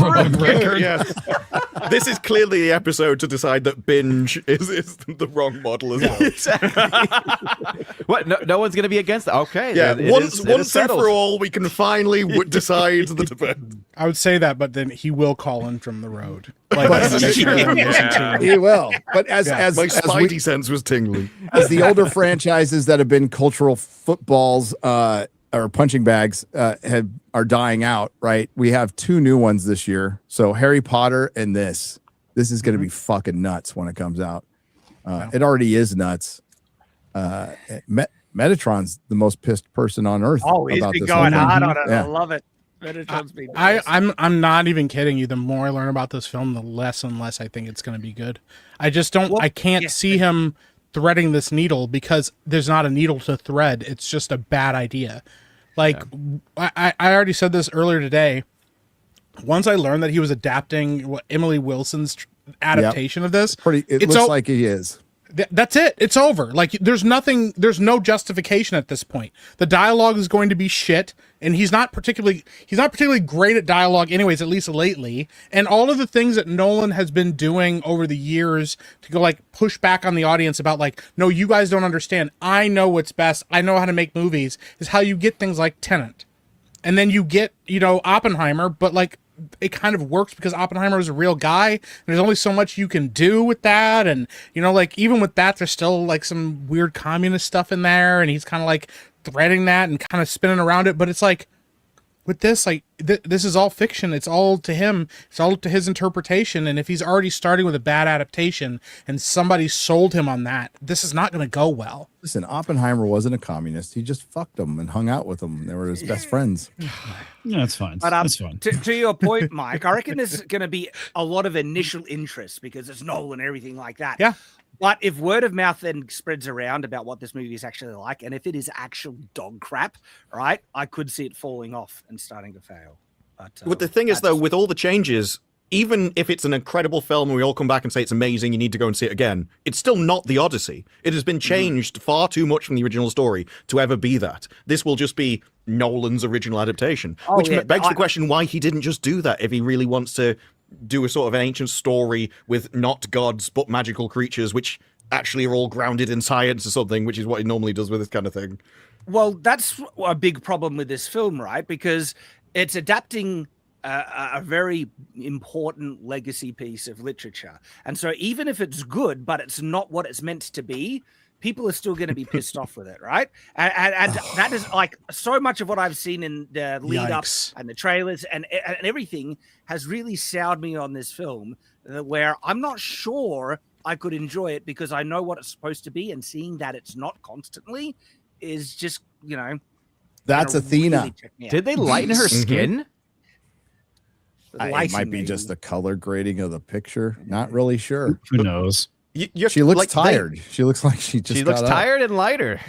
But they will have had all the footage to choose any picture to market this movie with her, and it's all one expression. It's the meme expression that everyone uses for it. That Tessa Thompson meme, just replace it with Zendaya now. Yeah. So either this is someone taking the piss, or that she actually doesn't make another expression throughout the entire movie. I am not totally convinced that the gods aren't going to be things like just people they find on the journey, or visions of people he maybe accidentally killed as in his time as a warrior and stuff. So I don't know, man. Why, if he wanted to do all this stuff, why didn't he just make a "Oh Brother, Where Art Thou"? Just make an adaptation. Just take the story and make it your own, but don't call it the Odyssey. That's why I mentioned because Odin, they have to deconstruct this stuff. I know. They have to deconstruct the mythos. They have to, Well, that's what he's done. He has said that they won't be gods. This will be what people that don't understand how the world works assume, like their explanation for it. So, Yes. oh yeah, the sea must be angry at me because it's killing me. It must be a god that did it. So yeah, there won't actually be, as in the story, gods walking around on Earth, literally. But they have minotaurs in this I was going to say, but they actually have monsters in it. Yeah, Yeah, but they're just monsters. They're not. They're just going to be gods. all explainable things. Like, imagine if a dinosaur walked around in this kind of time. They'd be like, "Oh my god, a magical creature." I don't know. Like when They you were have a sensist. minotaur, that is a legitimate fantasy creature right there. To me, magical gods isn't that far of a step beyond that. And so to say like, "Oh, we need to make this grounded. Gods are just too unrealistic." Oh, we'll have minotaurs. It's just like, what? There was a Twitter post from a couple weeks ago that talked about Nolan everything he does is grounded in causality. And if he made a movie about Santa Claus, he would explain how the chimneys are actually made for him to go into, and the deer's flight is actually something. He would find some scientific explanation for it. Well, hey, it's over. Nolan is done. He's cooked. It's gonna flop. Washed. Breaking news, by the way. We don't need to put this up, Steph. Trisha Helfer is joining OnlyFans. Yeah. Actually, a whole lot of celebrities are joining OnlyFans. Yeah, they saw that. How much money? I don't know who this is. You don't know who Trisha Helfer is? No. Battlestar Galactica. Yeah. Ow. Caprica 6. Yeah. I just like the thing that crossed my tweet was like, I don't know, she was in some sitcom or something like that, but I can't even remember right now. But a whole heap of celebrities are, and it's like, it's a sign of the fall of society, honestly. It is. Well, because we're on time constraints, I'm going to get to the people. Got about 30 minutes, and then I got to finish packing to go to Japan. Like, everybody's in Japan except for me. Like, Ryan's on his way right now. X-Ray Girl's Harry there. Potter right now. Did she already live there? Garrett's lost in Japan. Garrett's lost in That's what he Japan. does, trying to work out how the three seashells work. Apparently, I got another Airbnb. Check it out. He goes to a city, he gets lost, goes on adventures, Michael's there, right? X-Ray Girl? Yeah, he's been here for like a week already. Something went wrong with your mic. Yeah, you're just coming through not your road anymore. Underwater. It's in the east. She's embracing the Japanese culture. Legalized Adulthood has gifted 50 Nerdrotic memberships. $250. Damn. Never legalize adulthood ever. Hail, brother. Thank you very much. Watch party for something soon, but not for the next week because I'll be gone. GM Gauthier has gifted 10 Rumble subscriptions for 50. Hail, Rumble. Andri CR on the Streamlabs side for 50. Says, konnichiwa, motherfuckers. Hello, Garrison. You fly to Japan, Baka? Remember what wise man from Japan once said, Orangi one nani ni suka no suka. I don't know what Careful, Gary. You have no idea what you're saying. I'm hoping these are lyrics to a song. I probably just said something that will ban me off. I want it to be lyrics to a song. Komento de Oshita Kudasi. Bonsai! Whatever the fuck I said. There you go. Hey! Waiting for the asteroid. Creature raging from the ocean or whatnot. Okay. Thanks. Cthulhu joke. Sorry. Gotcha. We'll do that. There you go. Yeah. Waiting for the asteroid, Ryan's alt account. 2 parts for $100. It's part 1. It is really sad, the state of Star Wars. I got really into Star Wars during COVID, but now all I feel is complete apathy for it. Hey, Mahler, I love listening to your EFAPs when you compare Disney originals to the remakes, especially when I am working my 10-hour shift at work. Would you consider doing more of those? Love from Callie and hail to the fellowship. I will pass that on to Mahler. I know he loves doing them, right? And I think those are some of their best, to be honest with you. I love the comparisons. It really shows you how far things have fallen. Rex 6 Papa, 2 parts for $100. Hail! My wife and I use the term OLF, officially licensed fan fiction, to dismiss the crap for years. If the original creators or creator is not involved, then it's just OLF.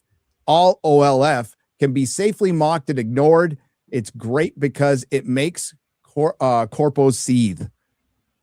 I think the losses and profits help that too. But yes, the reason corpos buy license is so they can go IP mining, but there is no legitimacy in a license. If I bought the license for Half-Life, then drew a cat on a napkin and called it Half-Life 3, would you really consider it canon? No, of course not. And that they always do. The IP farm and they still are under the impression that they have that built-in audience if we just put title on it, right? And man, those days are long gone. Problem is, The Force Awakens created a lot of these problems. The Force Awakens was low effort slop that made $2 billion. And they're like, oh, we can fucking make anything. Holy shit.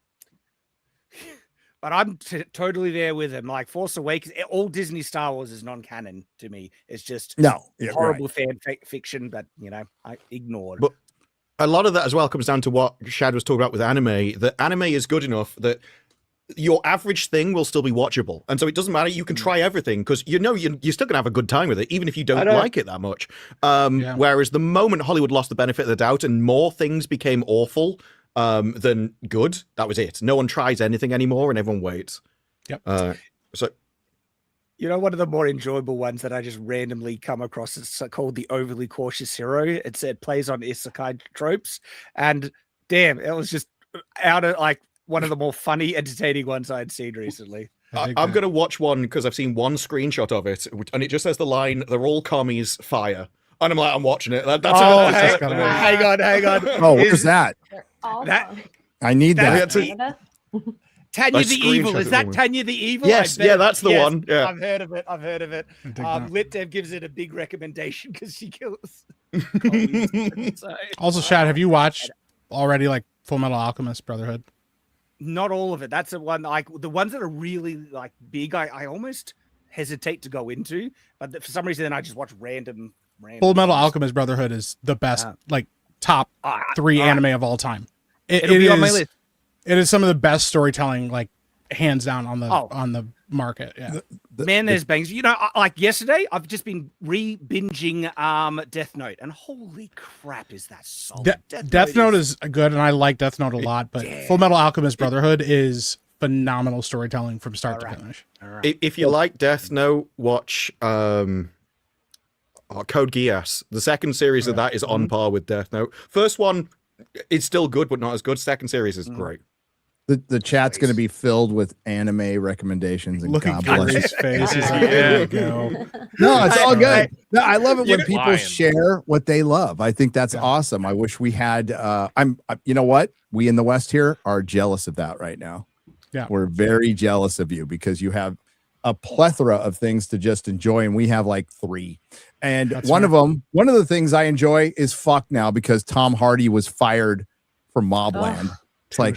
Now I don't even want to fucking bother with second season. Like, I don't know how they can do that because it's told from his perspective. Absolutely. So you're removing the key character. Well, I mean, there's a show called Blake 7. And they got rid of Blake, and they made it work. But I don't think. I don't think. The show won't work without him. You know, my kind of hope for Mobland is like there are so many other brilliant actors in it. I mean, and so it might be possible to pivot focus. Do you recast or kill?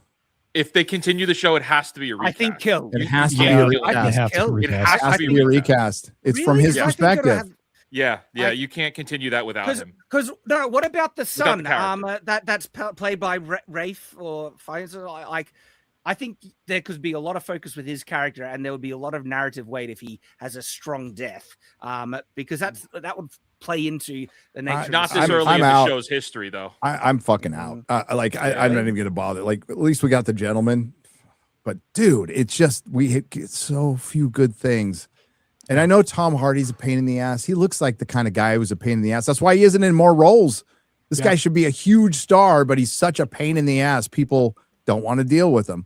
But and this is like a Guy Ritchie production. Like, he's familiar with that. So yeah, it's a bummer, man. It's just a bummer. It does suck. Yeah, it sucks. Elite Neo, 2 parts for $100. Hail, brother. Hail, brother.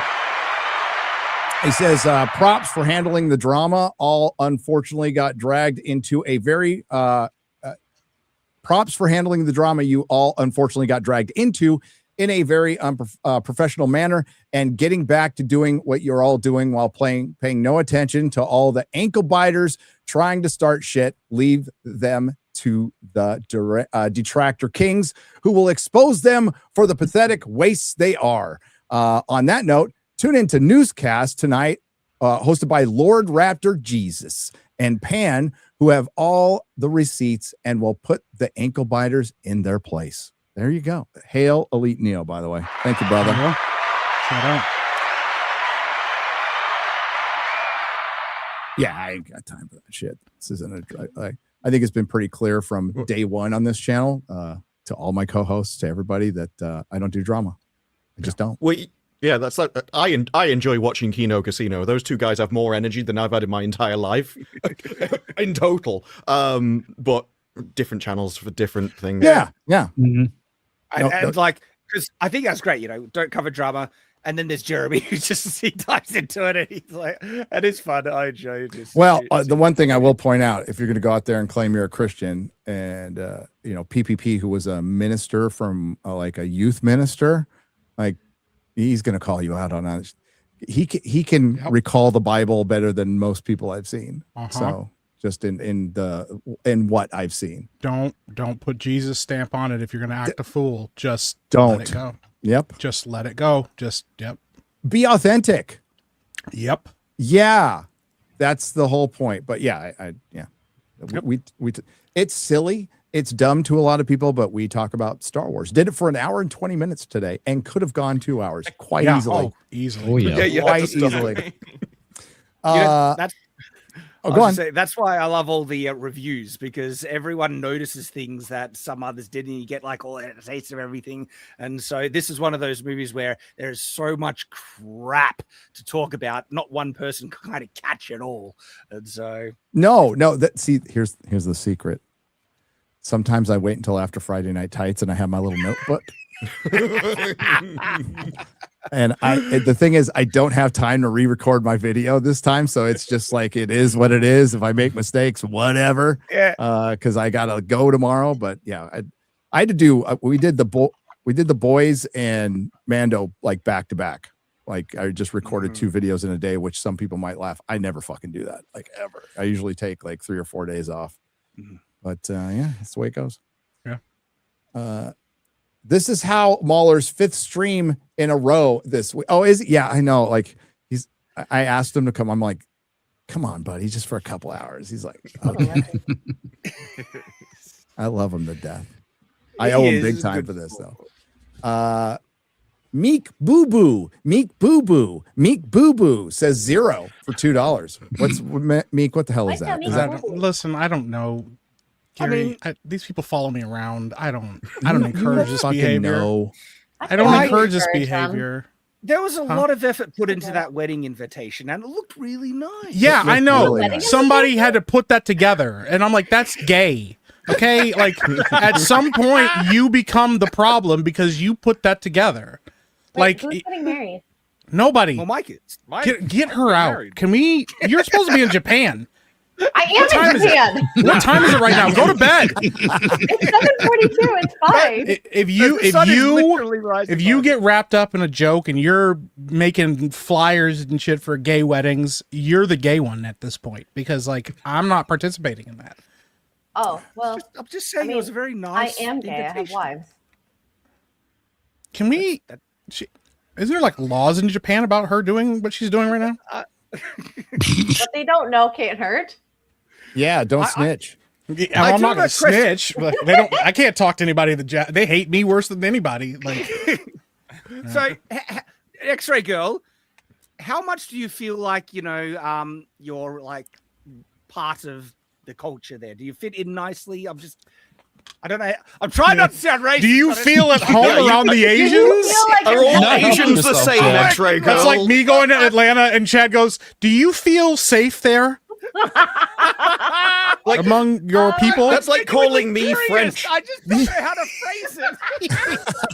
How do you feel amongst the other Europeans? Disparu? It's like most of these nations have been like at war for hundreds of years, and then you're all the same. What's it like not being around a bunch of white people? That's what he's trying to say. They're white adjacent, so it's fine. She did make a tweet about how it's nice to be around people who won't steal. She did. She's trying to sound all nice about it. I'm like, you can leave your bike on the street, no lock, and it's not stolen. That's insane. You can do that in my neighborhood. You can do that in my neighborhood. Yeah. You can do that in my neighborhood. But in San Francisco, if I had turned around for a second, the bike would be gone. Yeah.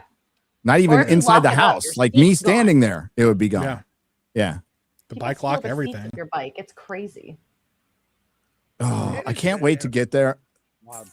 Fuck the flight. I've got my pre-flight anxiety going on right now, so trying to hold it together. All right. Yeah. I just dude, I can't like fucking eat a gummy or smoke a bunch of weed or drink like everybody else does. I just gotta fucking feel it. It's You just raw dog in life. I get that. Yep, Yeah. raw dog in life. That's the phrase. That's That is- nasty. The last time I was on an aeroplane. The last time I was on a plane, I had just gotten a copy of The Last Ronin, and so I opened that up, and it's a big there you book. go. So when I opened it, like it took up a lot of space, and the guy next to me was like, I'm reading this, bro. Like I'm locked is in, and happening. I caught him looking over my shoulder, like watching, like reading. He too, starts so- getting into it. He's like, pulling So towards him. just to respond to, it's like raw dog in life. Better than being raw dogged by life. That There is you go. true. There. So Well, Yep. I'm bringing it Absolute Batman to read. Oh, there you Somebody sent go. it to me, and I've never read it. So I'm legit curious what you think because I hear so many different takes on it. I heard some people hate it, some people love it. I'm curious. we'll see. Disparate, go ahead. It is something that the Zoomers start because one of the memes is that Zoomers have started like just rediscovering things that people have known before. And one of the things in airplane is just being on a flight and not watching television or listening to anything. And they started calling it raw dogging time. Yeah. And also not Stare sleeping. at the chair in Like front of you just stare at the chair in front of you until you They land. don't do anything. And someone just no went, they've phone. rediscovered meditation. Yeah, some Well, guys no, there's videos that are not a joke of you can make coffee in your house. You can What? you know? Yes.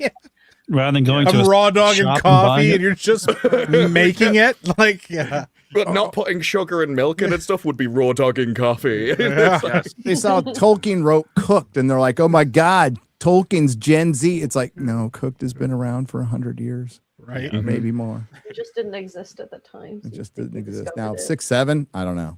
No, that's That one, no. I still don't know what it means. I saw Baby Yoda doing it though on the red carpet.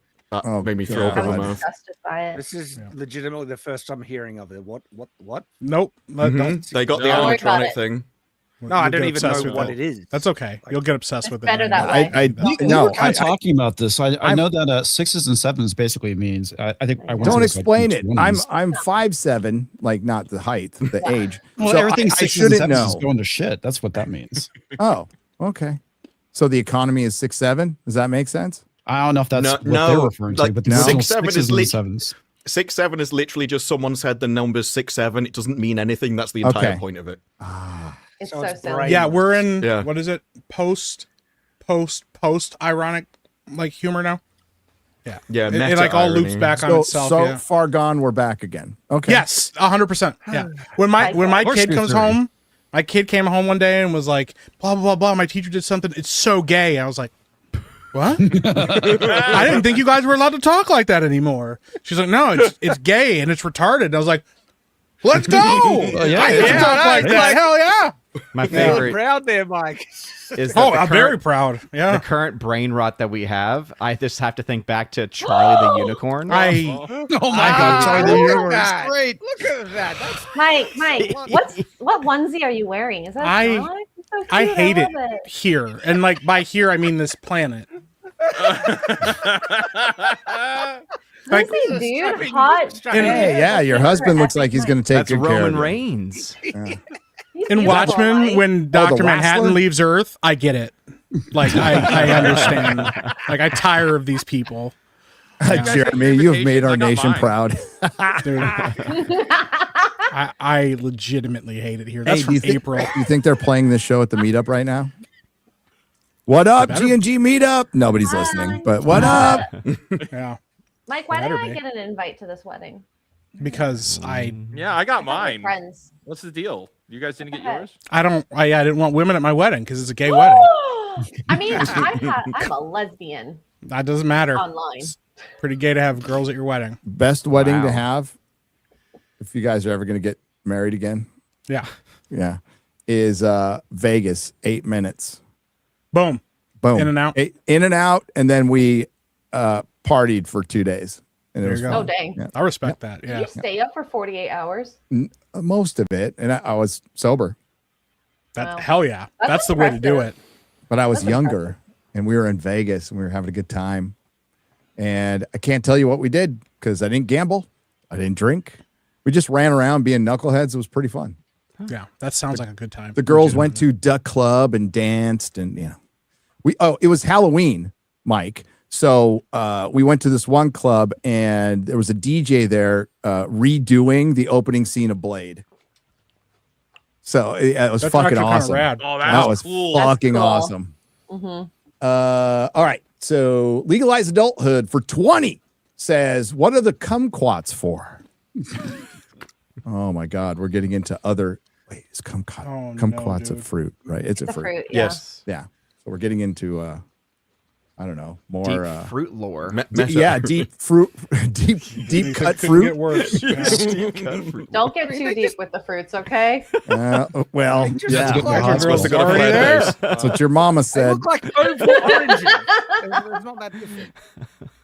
Hastur 115 for $10 says Boba Fett's been my favorite character from my favorite franchise since I saw The Empire Strikes Back. So Mandalorian and Goyim really hurt to watch. That's pretty good. The film also should. That's like Chef's Kiss right there. That's good. Hey, Mahler, write that one down. That's really good. Oh man. Really hurt to watch. This film also should have been about the literal mythosaur Mando found in season 3. Yeah. We're never seeing it again. No. Never seeing it again. The mythosaur will remain a myth. Okay.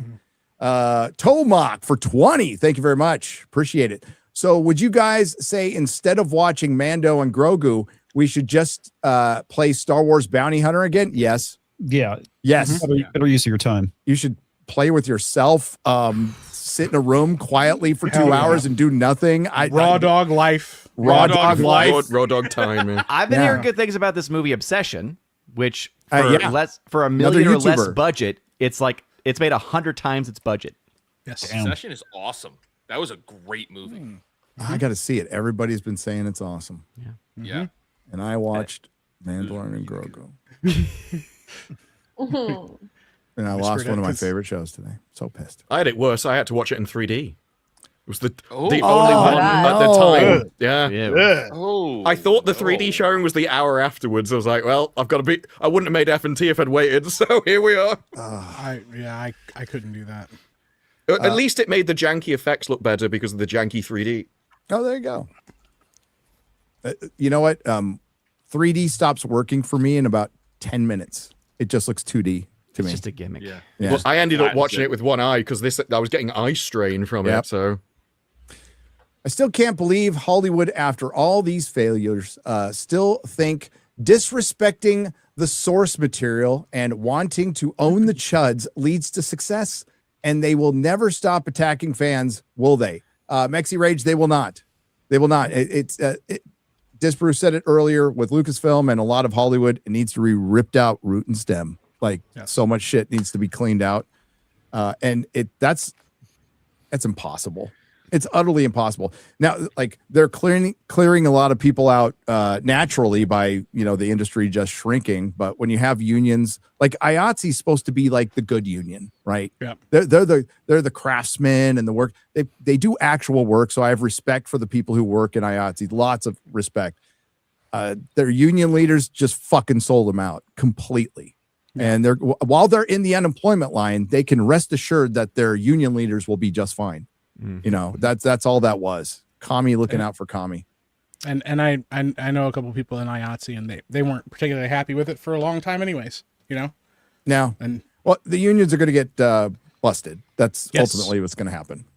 Yeah, because you have all these indie guys like making all this money and being really successful with non-union people because you couldn't make those indie with union people, and they're just going to sweep up all the guys that are leaving and not part of the union anymore. And there was a story in Hollywood Reporter recently about how even your bigger stars are looking at indie because they can't get the money they used to get from big budget stuff. So they're trying to desperately cling on to what they're used to. And at some point, I think people are going to have to realize, no, the money's gone. You're not worth 20 million anymore, kind of thing. The union gave a lot of Hollywood workers who are gig workers, contract workers, this false sense of security. It gave them benefits, and that's like pretty much what a union should do, right? Yeah. If it's going to exist at all.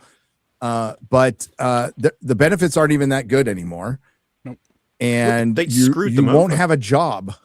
You like the union will actually work. There'll be a day where being in a union will work against you. People will go, nope, no thanks. That's already happened. The WGA screwed over their own people because they had a black hole of medical funds, and they went to the companies and said, if you give us the money to fill this black hole, we'll just ruin all of their health benefits and strip them of them. So now they have to pay more for all their stuff just because the WGA essentially would have collapsed under the debt they were under if they hadn't taken the deal. When the union goes on strike against itself, that should tell you. That should tell you what the situation is. For the beards, and the only good Disney Star Wars is Clone Wars Season 6, Rebels, Rogue One, Bad Batch, and Andor. I saw Clone Wars Season 6. It was all right. I didn't like Rebels. Fucking whales. Rogue One, like, I'm not going to sit here and say it's a bad movie. It's fine. Like, Compared to everything else, yeah, it's Shakespeare, but it's individually. Is it? Compared to everything else that they've put out? The more I see that movie, the less and less I like it. I'm not saying it's good. I'm just saying compared to. I have no desire to watch it again. Same. Yeah. Still bad. Didn't see Bad Batch. I was just asking, who here has watched Skeleton Crew? Oh, I haven't. I started. Yeah, I saw the first 2 episodes. I You watched the actually- whole show. I watched the whole thing. It's not the worst thing, No, I liked it. right? It shouldn't have been It's Star a Wars, good though. show. That was my issue. Star Wars was a distraction, actually. Like, every time A they brought bit, Star Wars yeah, stuff a back into it, I'm like, well, this doesn't need to exist as Star Wars because it barely has anything to do with Star Wars. But it's just interesting. If we're trying to count all what Disney Star Wars have made, Skeleton Crew actually isn't one of the worst ones. It's just like, but it's completely That's what I heard. forgotten. That's what I heard. Like, listen, with Andor, I have my issues with Andor because I think half of it is complete freaking Disney Star Wars, and then the Empire stuff is everything I wanted from a future Star Wars that matured a little bit. One little scene from Mandalorian season 1 with Werner Herzog, the Empire scenes in Andor, like that's, and then a couple scenes in Rogue One, like that's where that's the path they should have gone on. Right. Yeah, Andor's And- a 60-40 show. 60% of it is Disney slop. 40% of it is really good. Yeah, it's That's the bizarre. problem. 60% you got to get through, which is Well, crap. fucking the lesbians And didn't boring. need to be in the show, like at all. Like you could have taken them out and nothing would have changed. What changed? Yeah. It was so fucking forced. And then well, your protagonist being the most boring fucking thing in it, right? Is and he's the terrible lead name. in The Boys Mexico. Oh God, Diego Diego Luna. Luna Is he? is the Really? lead on Is The he? Boys Oh Mexico. boy, we get to hear Yes. him mumble Hang his on, way through. Maybe he'll show us That's he not has the- range. Who knows? That's not Yeah, the Range, name. what are you Is it? talking Along with about? Zendaya. Is Yes, that the it's actual name? The Boys The Boys Mexico? Mexico. Yes. Run You Diego boys Luna. like Did they think they're Mexico? CSI? Yeah. The Boys Mexico. Who in the fuck is gonna watch The Boys Mexico? Nobody. No one ever Gary. ending of the Nobody. Now, Fans if- of Super now- Troopers because of the meme. If they bring okay, this is a character I made as a joke in City of Heroes. Now somebody's actually cosplayed as him, but this is way before the guy started cosplaying. As a joke in City of Heroes, because you could build your own superhero, I made Captain Mexico. And he got his powers crossing the Tijuana River. And because it was so toxic, he got superpowers from it. And his That's battle actually cry pretty is good. his battle cry was, because he had a battle cry, was La Migra. So I did the character as a fucking joke, and then my kid starts playing it, dude. So my kid starts like Oh, leveling up as this character, Captain Wow. Mexico. Oh, dude. That's amazing. The the thing is, all of this stuff makes a lot of sense to Americans because you have a lot of Mexicans over there. Mexicans don't really travel anywhere else except America. So You are correct, internationally, nobody knows any of this stuff. If this is what the show's like, talking about whatever you just said, I couldn't even pronounce, it's not going to have international appeal at all. It'll just die. Mexicans are. What's it going to be like, about? I don't know. Dealing? I don't know. My guess is probably dealing with the fallout of other things going on with like bot and stuff. Or it could be about crossing the border. Who I knows? could see it being having a complete allegory for the border. Like, Oh, I'm sure it will. Yeah. What were you going to say, Mike? I was just going to say, like Mexicans are like Scottish people for you guys. Oh. It's the main advantage of the Scots. At least they stay there. How dare you say that about the Scots? Well, but Scottish? imagine you had like a whole bunch of Scottish people trying to get into your country constantly. That's also part. Oh. No, they hate it too much to want to come here. They're not anything like the. Well, to be fair, like- the Scots, they hate like- everything, right? Yeah, So, the wall so do that Mexicans. we built. The Yeah. wall that we built to keep Except the for Scots Mary. out is like that high, and they were just like, "Yeah, we'll just stay parted." They're like, No, this this is our makes- wall now. This is making sense. So they're like New Zealanders to Australians. Well, it would be Australians to New Zealanders because they're criminals. But yes, I don't know. If you actually go there, Mexicans are pretty chill. they are pretty chill. They're Yes, pretty chill. Yeah. yeah. But I had Except to for the make a joke. cartel. It's the people that are coming. They're not chill. Yeah, the guys that knocked off 30 people in one election. Yeah. Dude, not good. Mexican grandmas make the best fucking food in the world. Okay. That just is, yeah. period. End of story. My buddy, dude, he used to tell us, he goes, she's making tamales, bro, and we would go over the day of so we could get the first batch. Oh, Just gotta make sure it's cooked well. they always, Because Bro. we did some service work in a Mexican village, and some of my friends decided to eat some food from one of the villagers. And let's just say they had Montezuma's revenge the entire. Did they drink any water or just had the food? Because the water, they used the water to cook. Yeah, and if clearly the didn't water cook it is well enough. not good there, do not drink the Safe, water. no. Nope. I had a friend in elementary school named Salvador Ramirez, and we'd go over to his house, and his mom would make us peanut butter and jelly on tortillas, and it was so fucking nice. good. Really? Dude. Yes, Bet it was Oh awesome. my god. they don't play, man. When they make food, they make food. Fucking A. Oh, we love it. Speaking of Mexico, Mexi Rage for $10 says, after watching Apocalypto and seeing how much work Mel Gibson did to make it, the same with Passion of the Christ, I truly think he would have been a better option for the Odyssey. Oh yeah, I totally agree with you. Yes. 100%. Yes. Him or Robert Eggers. Now, Robert Eggers would have not made one that would have mass appeal, but he so would have weird. made this surreal. It would be, well, I mean, the Northman is it is mythology, and it has the surrealism of mythology. It is, I fucking love that. Bro, this is one of us when- most normal good movies. So movie. yeah, Straight up, when Odin showed up in that movie, I almost stood up. Like, that is one of the coolest fucking scenes. It's so, yeah. That shit was rad when he hit the ground and Odin's just right. I was like, yo, this is, oh, dude. Dude, the Valkyrie, the real Valkyrie. Dude, the Valkyrie. Oh, my God, dude. Yeah. That movie is so good. Not Tessa Thompson. Not Tessa Thompson. No. Tessa I don't know, Thompson werewolf. played a Cast a white woman as the love interest? Tessa Thompson as Valkyrie is fucking the worst. No. Annette Bening as Marvel is the worst. And then Tessa Thompson as Valkyrie. Yeah. Jacob Wolf for $9.99. People shit on Heath Ledger's cast as they did. Heath Ledger being cast as the Joker. People shit on Tom Hardy as Bane. People shit on Harry Styles in Dunkirk. People shit on Robert Pattinson in Tenet or in the Batman. I was one of those people, by the way. I was one of those people shitting on Robert Pattinson playing the Batman. You guys really need to shut the fuck up. Unfortunately, my job requires, and all of our jobs require, that we don't shut the fuck up. Yes. But the thing is, so if are you talking about like Lupita Nyong'o as Helena Troy? I'm not sure what that's in reference yeah. to. I think I that's think so, yeah. Well, I'm going to shit on that Oh, all day long. absolutely. it is And- impossible for her to be a good Helen of Troy. Like, she even says in their interview, well, you can't act beauty. Yeah.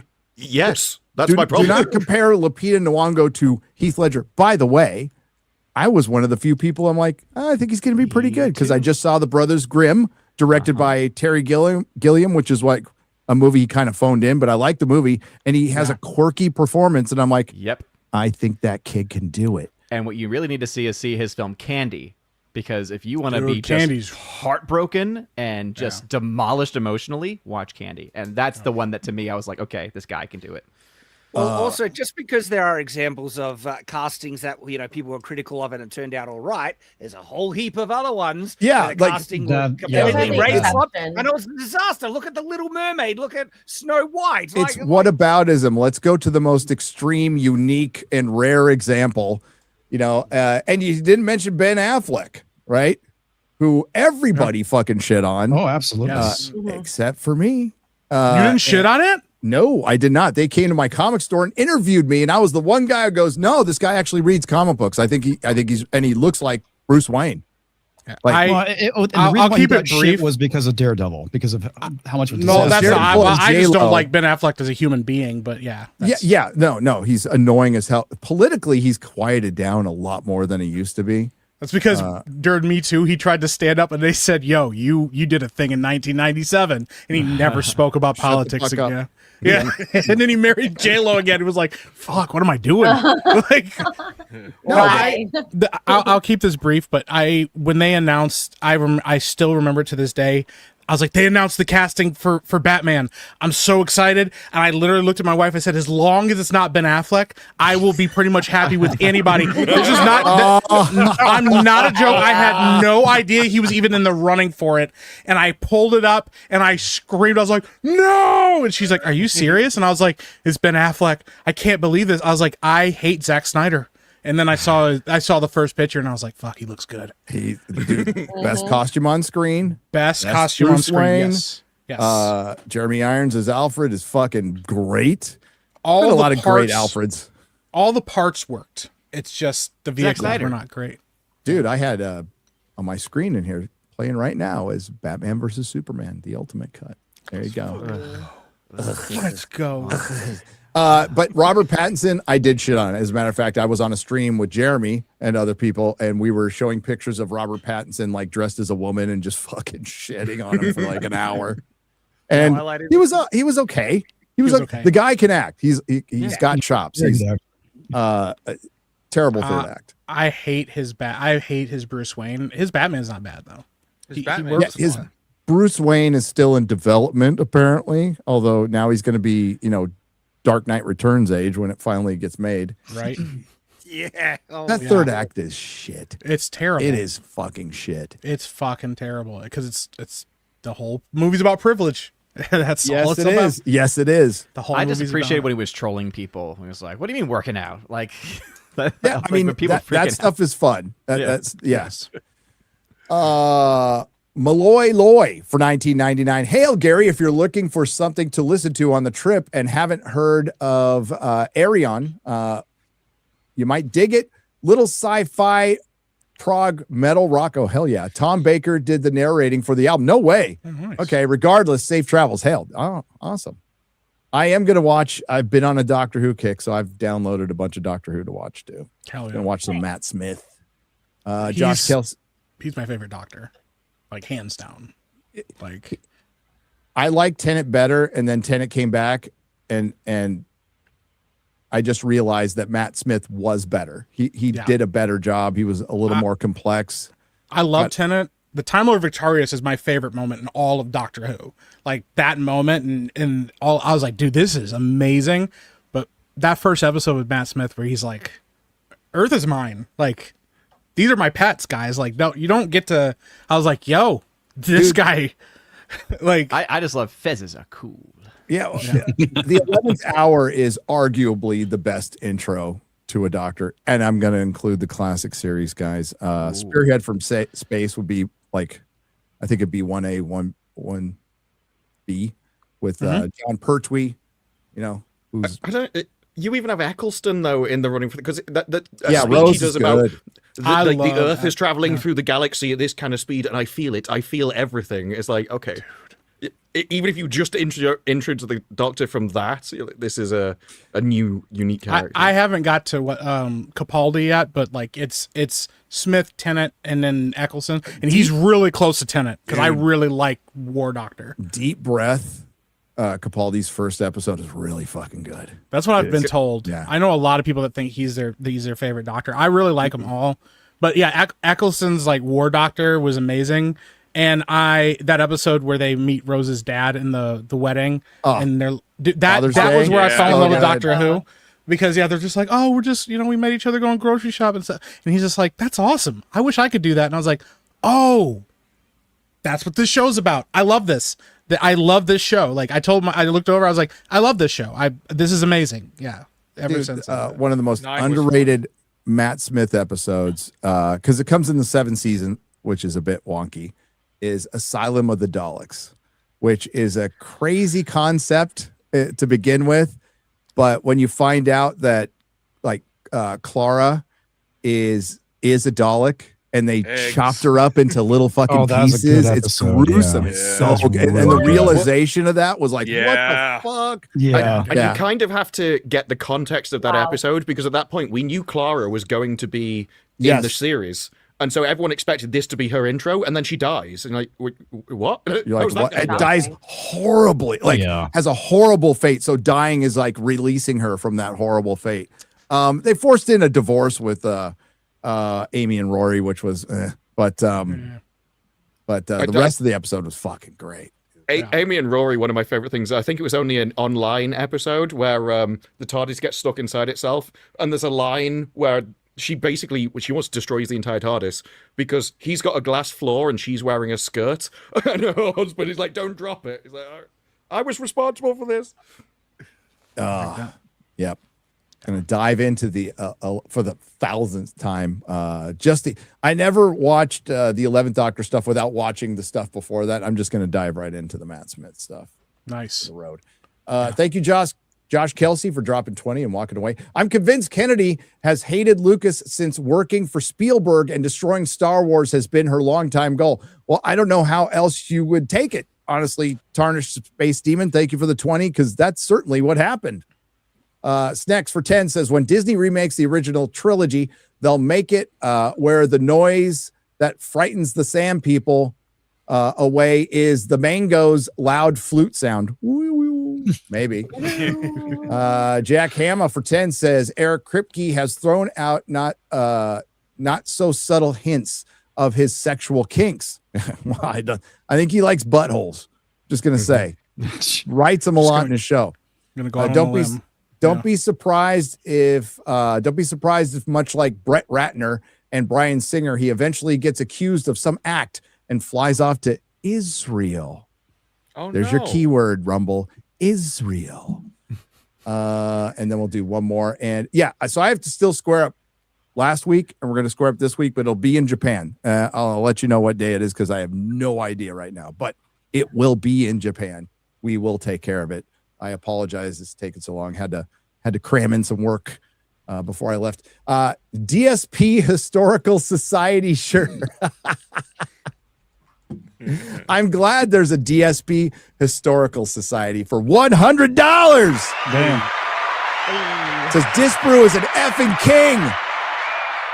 Well, he's actually a queen, but we know what you're talking about. I can be both. Depending on as the mood takes me. Yeah.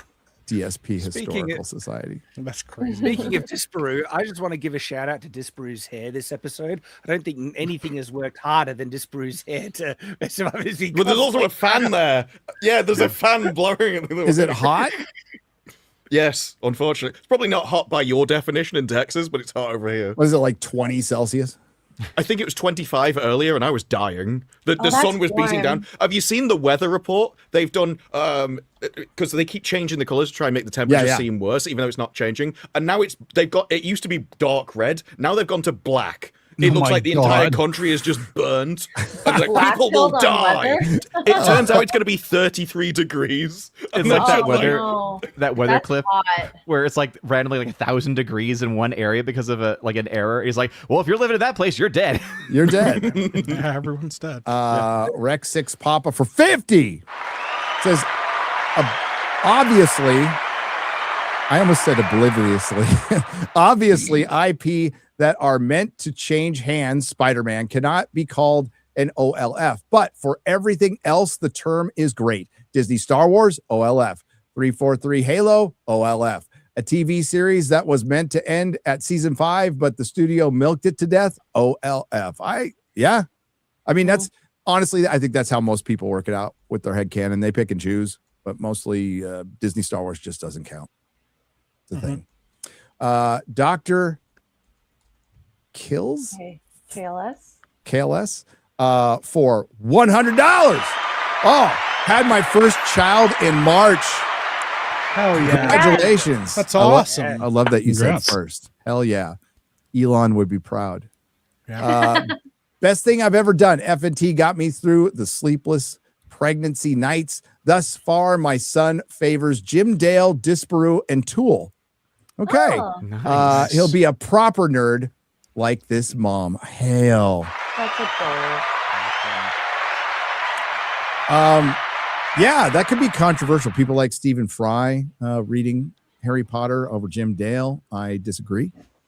I think Jim Dale's better. Does more voices. DSP Historical Society sure for 50. And he just says, now it makes sense. Kino motherfucking Casino. Whoa, buddy. Whoa, buddy. And we're going to wrap it up there, ladies and gentlemen. Again, these will be squared up. I promise you. Within the next few days, it'll just be some random stream. Pay attention to the post section here in Nerdrotic Live, and I'll let you know when that happens. Hopefully it's not 5 a.m. for you. It'll be some random time because I don't know the time difference at all.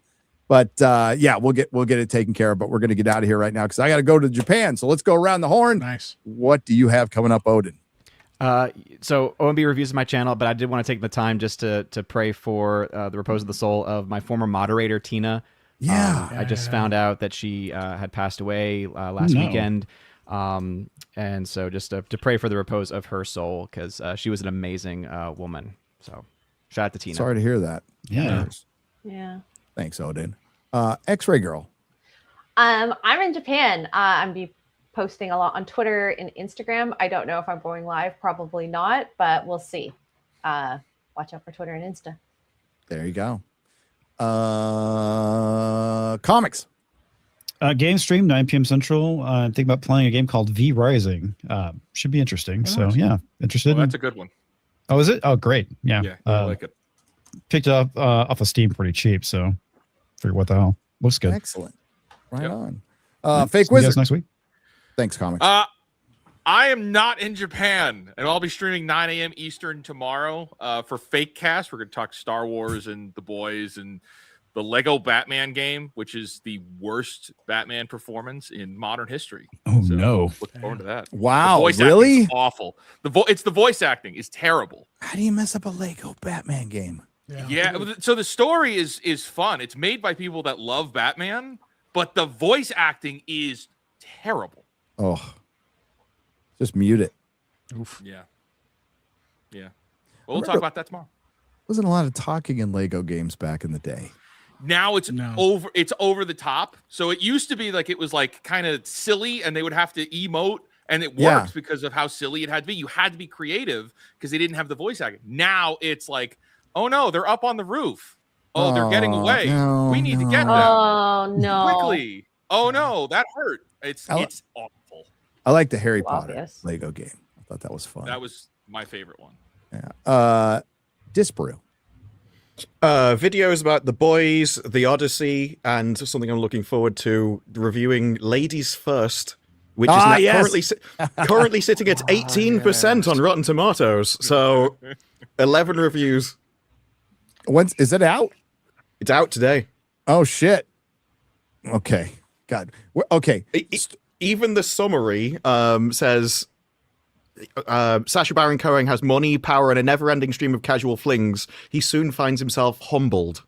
Wow. Oh, wow. Well, I wonder how or why. Starting this week, if you are a content creator or you're just into this stuff and you cover the nerd sphere, you're going to have a very busy year.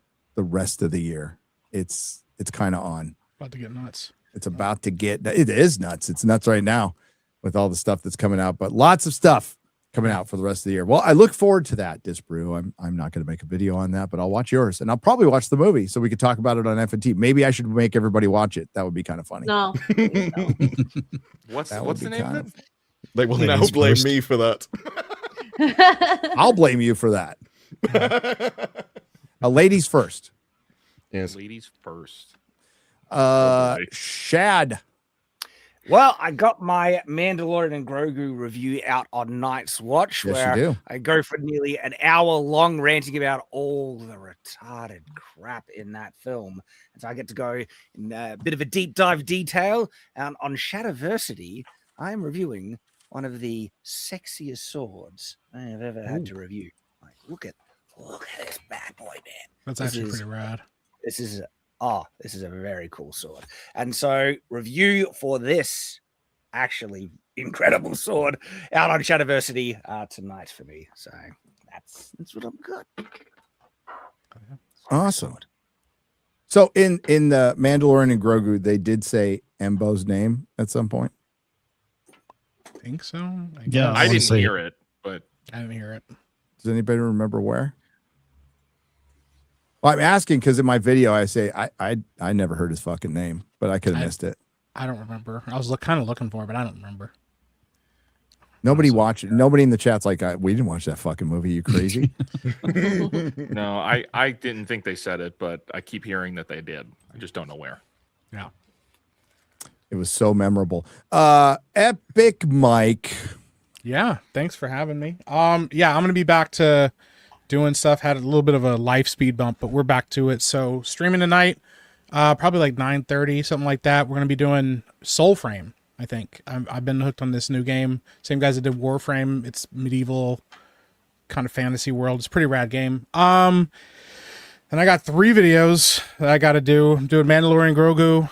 I'm doing a review for The Boys. I'm going to talk about the whole series, not just the finale. I'm just going to go through and rant about the whole thing. And then I am working on a video about conservatives and Christians and their relationship to media. So That's gonna be a good one. There's a relationship. More like a messy divorce. Well, there's more of one than you would think.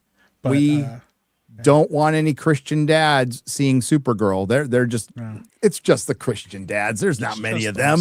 Yeah. Jesus. Wild.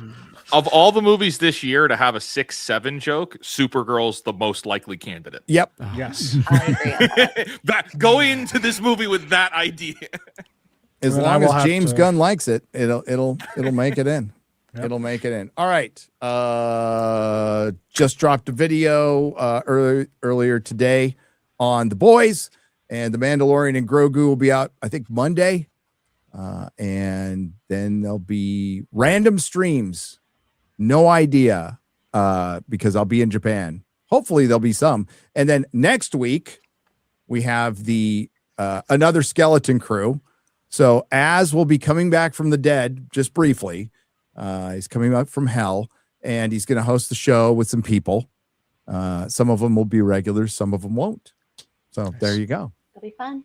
I honestly don't know who's going to be on the show. and I you know and I one don't person wanna that know. that won't be on the show. Me. Oh yeah, that too. Yeah. That was I won't be some- on the show. Some other bearded guy I was gonna say, but yeah. Oh, Beardo. Against the Beardo. big Oh, ins and I mean, outs. that's a given. There were so many beards on the stream. I genuinely didn't know who you were. Oh, I was gonna. Yeah, it was Beardo. Yeah. It was just the joke was. Yeah, we gotta know keep that guy. Beardo won't be on the show unless Az goes full rogue, and I think I am more likely to bring Beardo on than Yeah, Az is. I was gonna say. Yeah, I don't think that's. You would bring him on just to toy with him, though. That's the possibility. The toy best with thing him? would be to bring him on and have him come in and say his first word and then kick him. That's what he is. Oh, it's so evil. Hey, he you brings- made it. And he's like, yeah, and it just cuts. Oh, He no. brings on someone cosplaying as Beardo. He was like dressed up as. That We would be actually funny. did that before too. Yeah. We did. I could have Krista be Beardo. She could probably do a good impression. That'd be funny. All right. man. So yeah. Video today. You have this live stream. If you're behind, you could just watch it. Video on Monday. And everybody here is going to be providing entertainment throughout the week. So please subscribe to them. Thank you to the Modrotics. Thank you to everyone who left a super chat donation. You help keep the lights on. Thanks to all the lurkers and everybody who participated. We will see you next week. Or I won't, but somebody will. Someone will be here. Somebody will be here. Maybe. And thanks,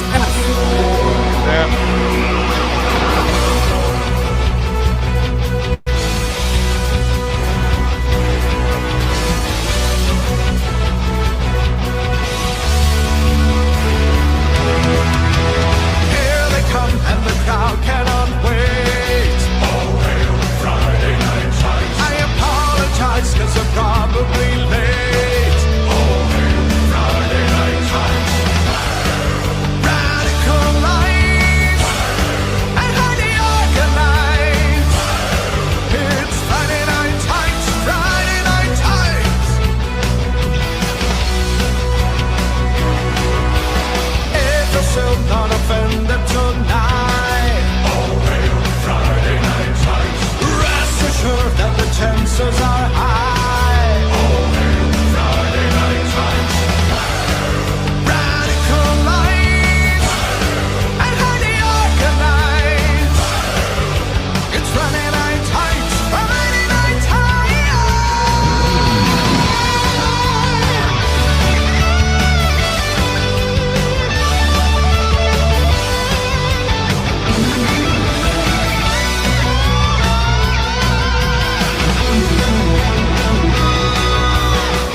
has come, they are finally here. Oh, hail Friday Night Tights. We're not affiliated, just so we're clear.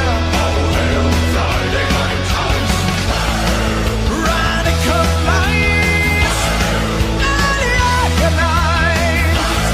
It's Friday Night Tights. Sweet Mother Mary, turn on the oil you got real. It's Friday Night Tights, Friday Night Tights, Friday Night Tights, Friday Night Tights, Friday Night Tights.